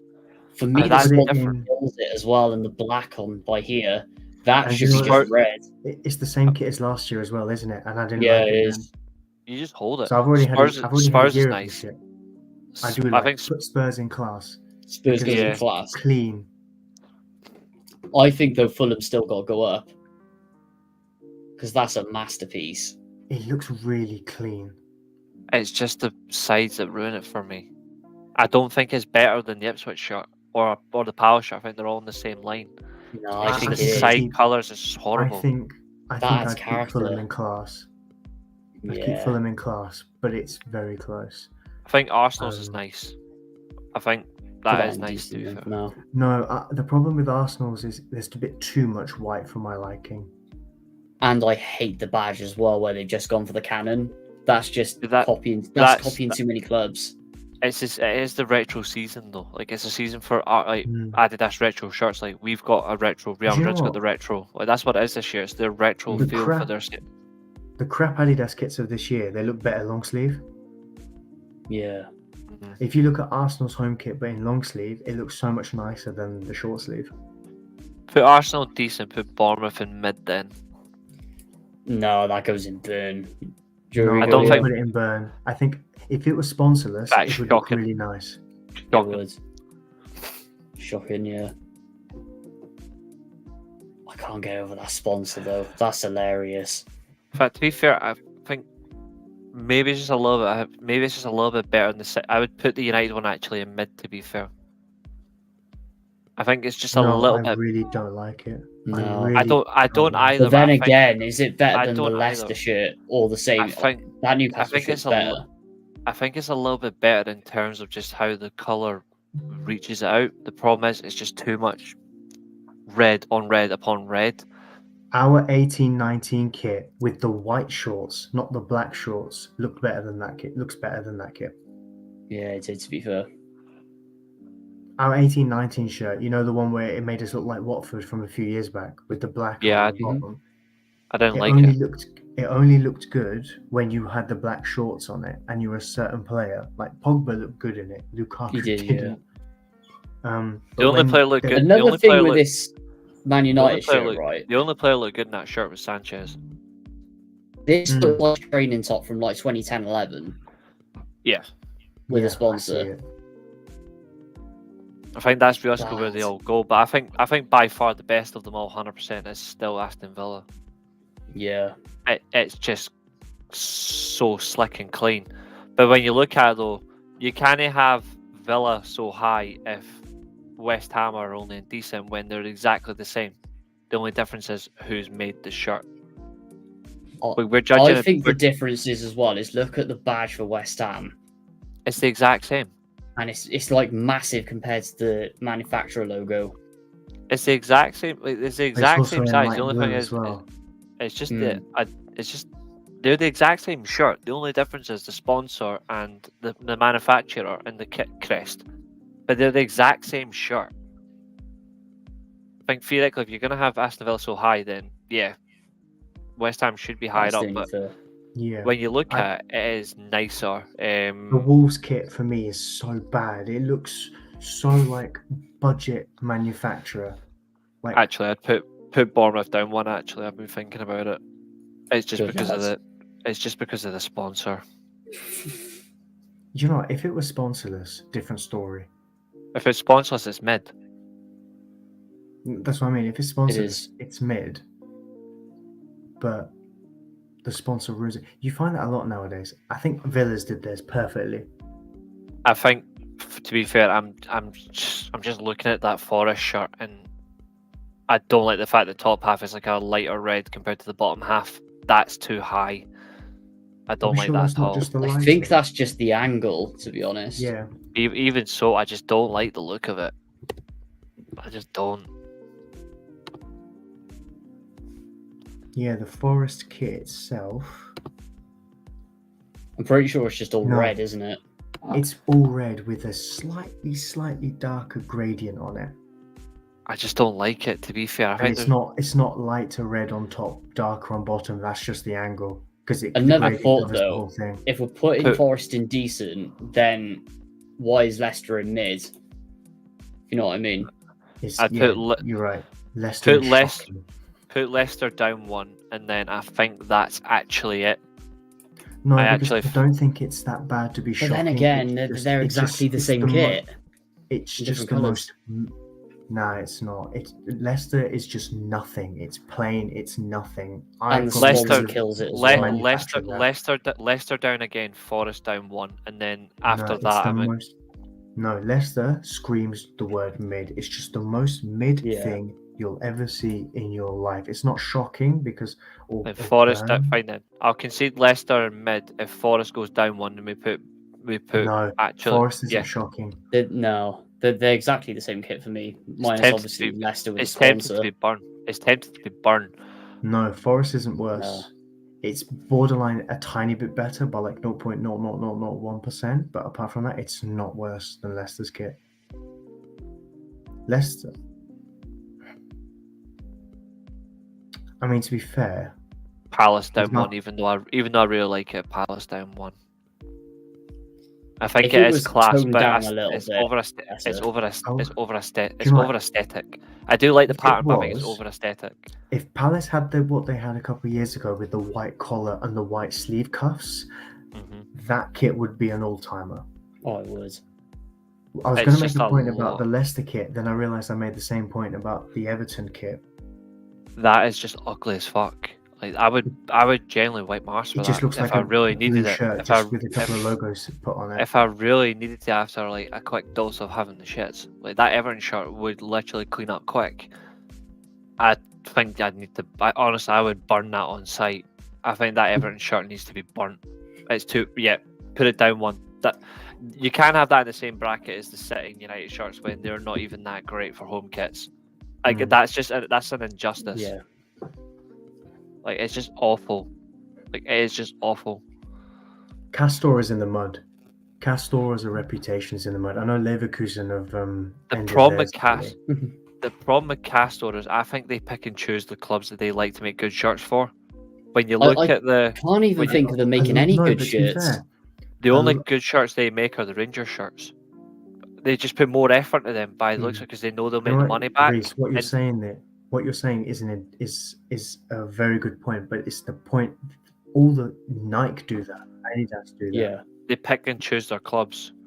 Adidas never miss with Arsenal, and they won't miss with Arsenal, but they seem to miss all the time with us for some reason.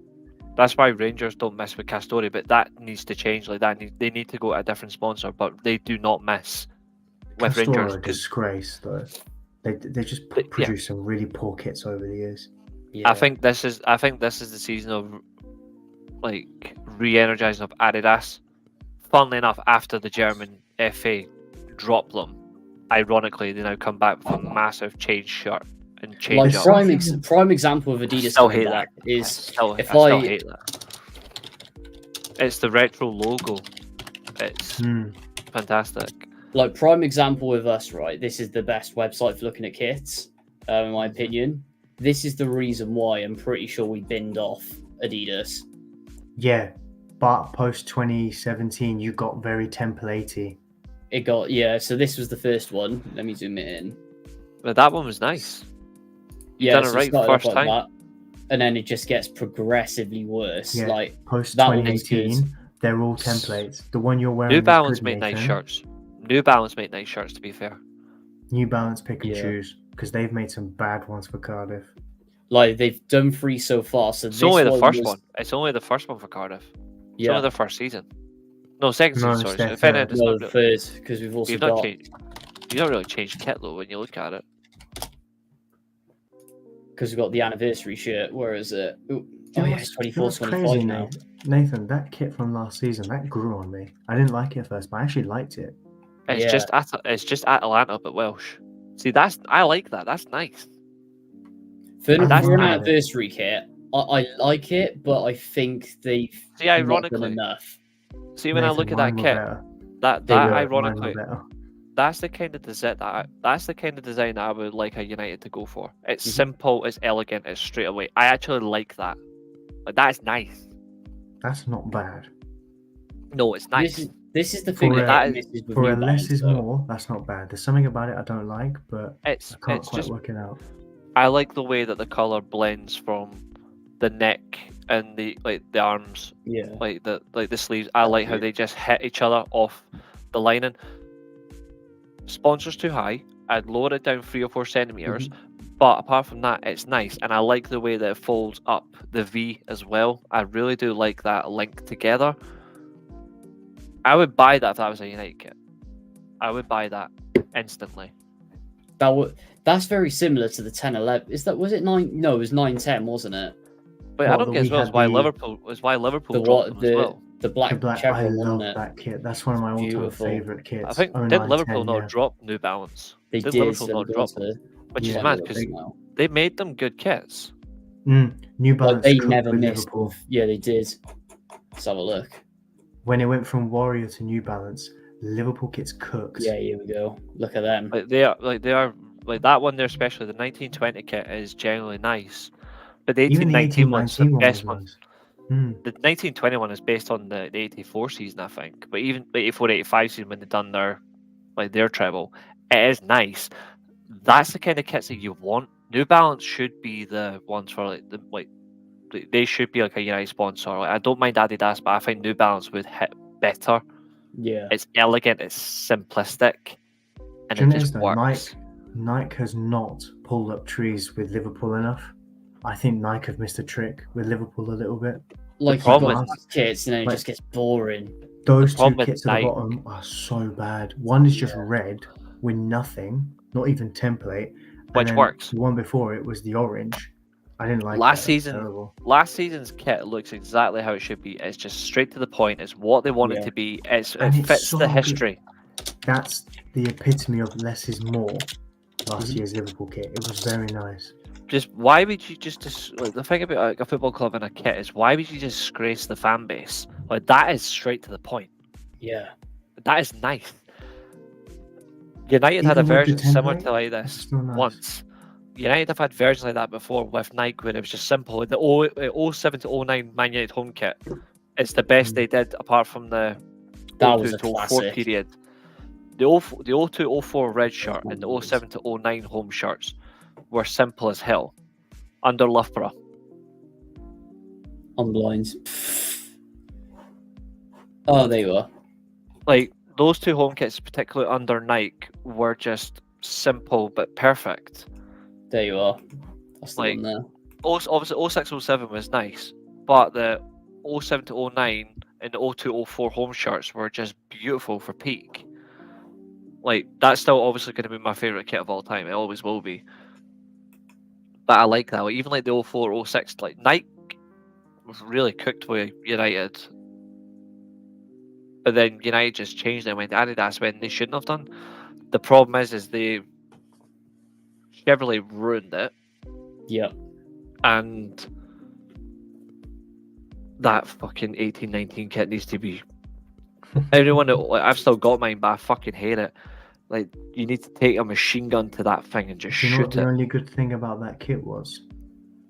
Apart from It was one how season. good it looked, apart from how good it looked with the black shorts on certain players, it's the European and Cup font we had that was kind of varsity. That looks quite nice. Yeah.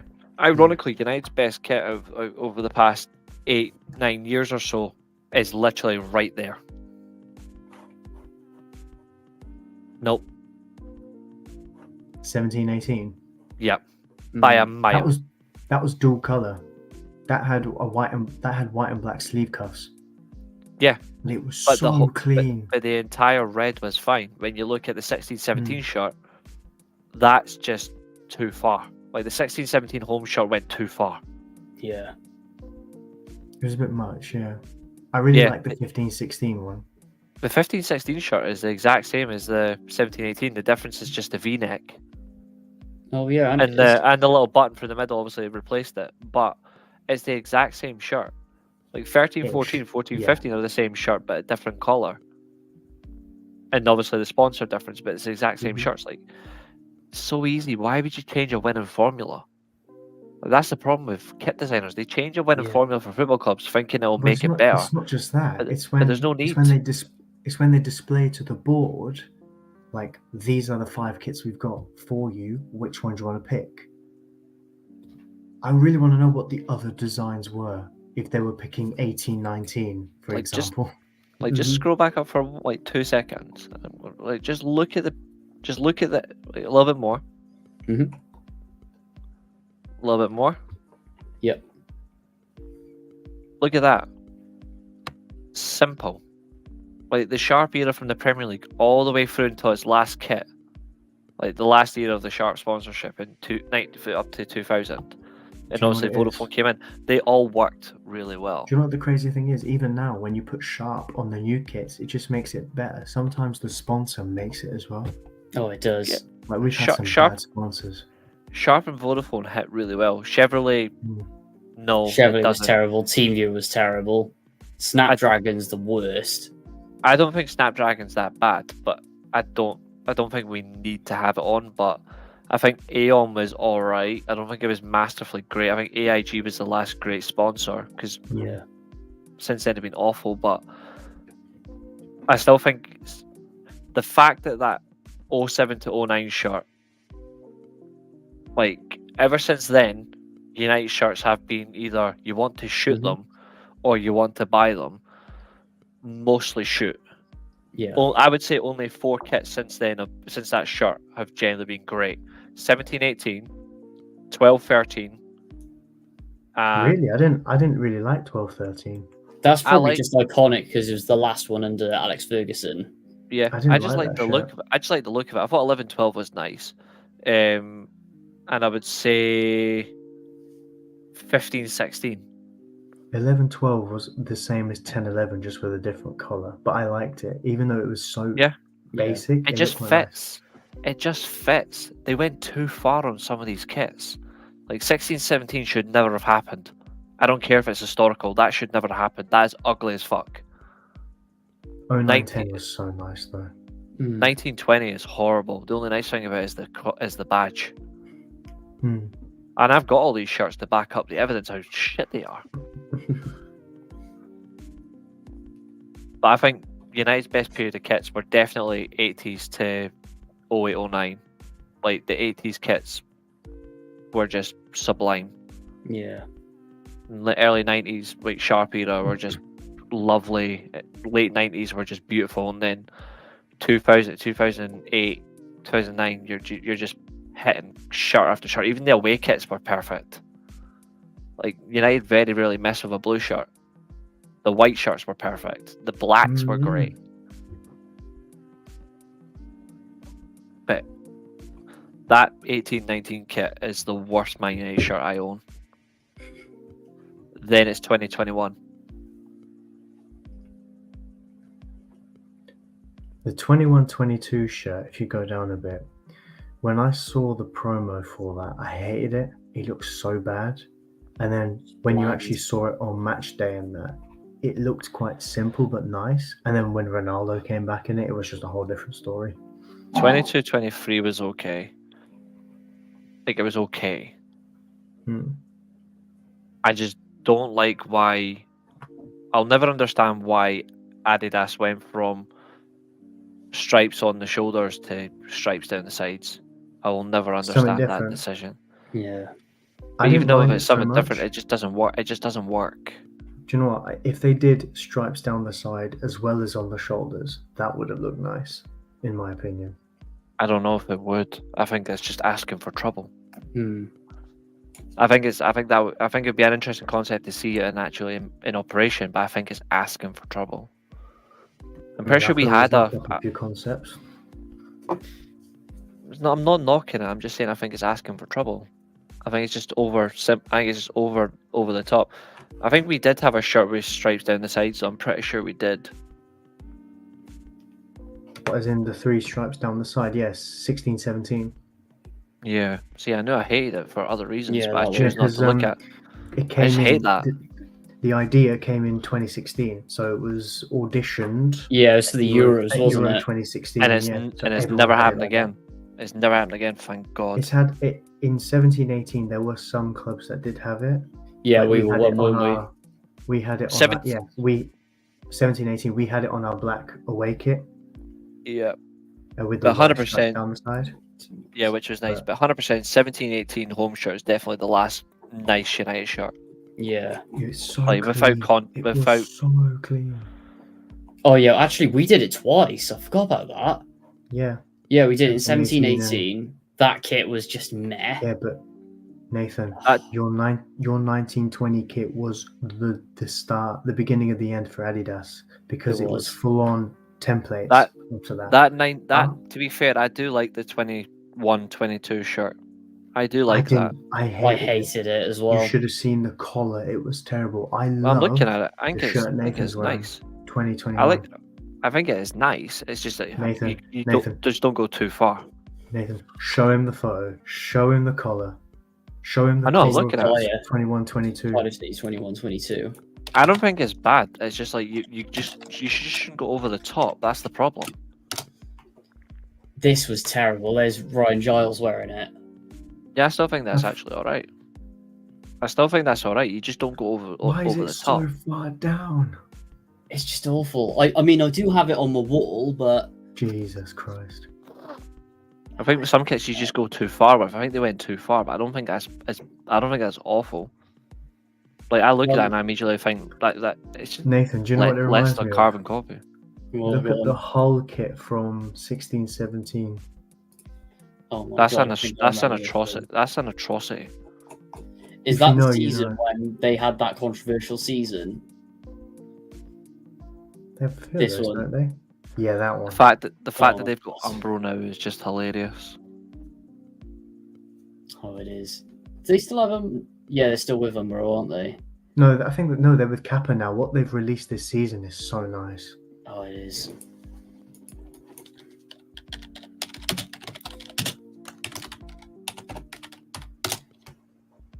Oh yeah, have you seen this as well?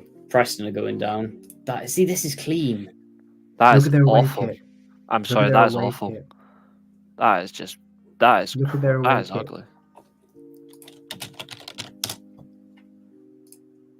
Oh, that is minging. That's a classic. That That is minging. That is just. I'm sorry. That makes me bulk. That is just that's disgusting. That's amazing. That is really nice. I really like that. See, I like that bloody. The one on like, see how they've got the picture there of like the orange and black for the academy one. The one underneath that looks, funnily enough, that looks nice. That one. No, not that one. Fifth one on that. That's a concept. I know, but that's actually nice. It doesn't scream Hull to me though. To be fair, Hull really just go weird. To be fair though, if you look at it, looks nicer for the women than it does for the women's kit's directly above it. It looks nicer for the women for design rather than the men. No, the one beside it. Like, even though that is their home kit, it looks nicer for the women's team than it does for the men's. It might just be the fit, but I'm just not a fan. Yeah, that's fair I don't enough. like the collar. I don't like the detailing of the collar and where the lines are and that. Like, I hated you remember the template from 20/21? You know, there was that, you know, your away kit in 20/21 with the thick collar. Our It one. was like, it was yours. And it had if you find it was the away kit, it was like the teal color with the. Yeah, that was ugly. It was basically Brighton. It was basically Brighton, but a Welsh version. It was horrible. Oh yeah, Nah, was that wasn't that last season's? Yeah, it was last season. It's disgusting. No, if you go Cardiff. No, it's last season. It's fucking rank rotten. 23-24. Mind, have you seen our I'm fourth not kit this talking about season? last season. I'm not talking about last season. It's just Season rubbish. 4, isn't it? No. You know the year you're wearing right now? 21-22, wasn't it? No, it's 2020/21. If you look at the away kit for that, It's disgusting. that thick ass collar there, and Oh, Adidas it's had a awful. few kits with that collar. It's just ridiculous. Horrible shit. That's what it The is. home shirt, really nice. Really nice home shirt. The away kit. We should have had an iconic season that year with our home kit, with the squad we had.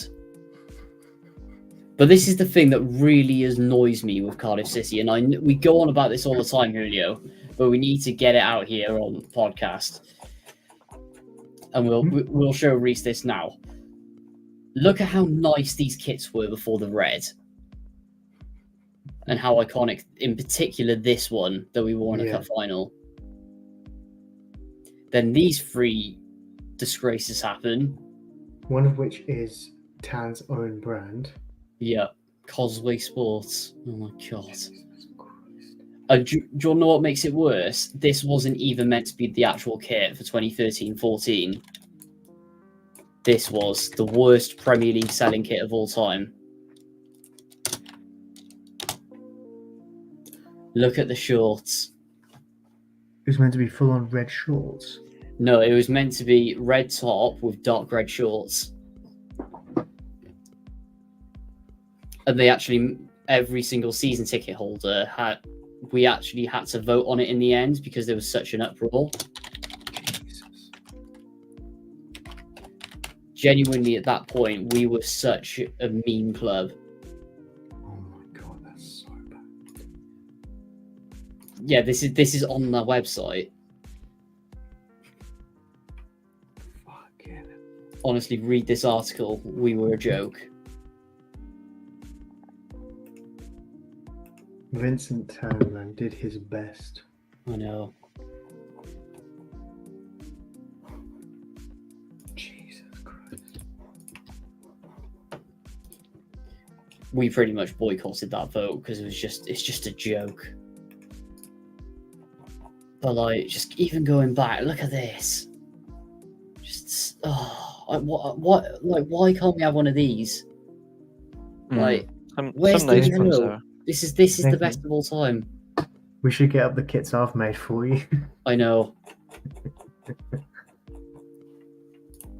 Honestly, some of them were absolute beauties. Let me find some of these on my phone now. Like, honestly, Julio should just be designing our kits at this point. No, because do you know what it is? I actually used New Balance templates. Yeah. and Like, just look at went, this. It's not bad, that. Oh, it's stunning. It's that hint of yellow. It's just that hint of yellow. I mean, Should've at the made end it of the... red. I know. I don't. Just absolutely scream at... Our fans would be screaming. Oh my god, this is one here. Now, this is a Cardiff kit. That's a bit jazzy, but I do like that one. I hate that. It's amazing. I hate that. Stripes on the sides, just the way they look, that just looked awful.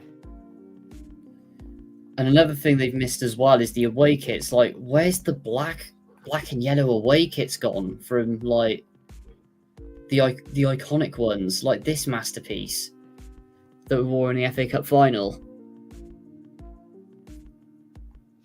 I'm still waiting for my 8 to bring back a decent black kit, so I sympathise. That is disgusting. That's phenomenal. That's too far. No. That's too far. One, the club crest and the kit manufacturer both in the middle with the sponsor. Like, it's like typing a bloody book and it's all in central font. Like, that just looks hot. Well, central format, and that looks horrible. Mind then again, looking at our sponsors, nice colour though. Nice colour though, but it's just all over the place. Our last Should all good be in the middle. sponsor was this one here, all the way back in 2008. Aside from that, I mean, to be fair, you are It's Malaysian, really but you are a Malaysian club, so it makes sense that you stick with them. we are. But at the end of the day, how would you go from this sponsor here, which is good, to just Ariel? Do you know what? One-line sponsors tend to be the best. Simple They do. one-line ones. Not like... I think maybe Fly Emirates might be one of the only ones where 2 lines and it looks nice, but apart from that, it's very much... Mhm. If it's thin and 1 line, it's alright. Oh, definitely. Because too much of a sponsor ruins a kit.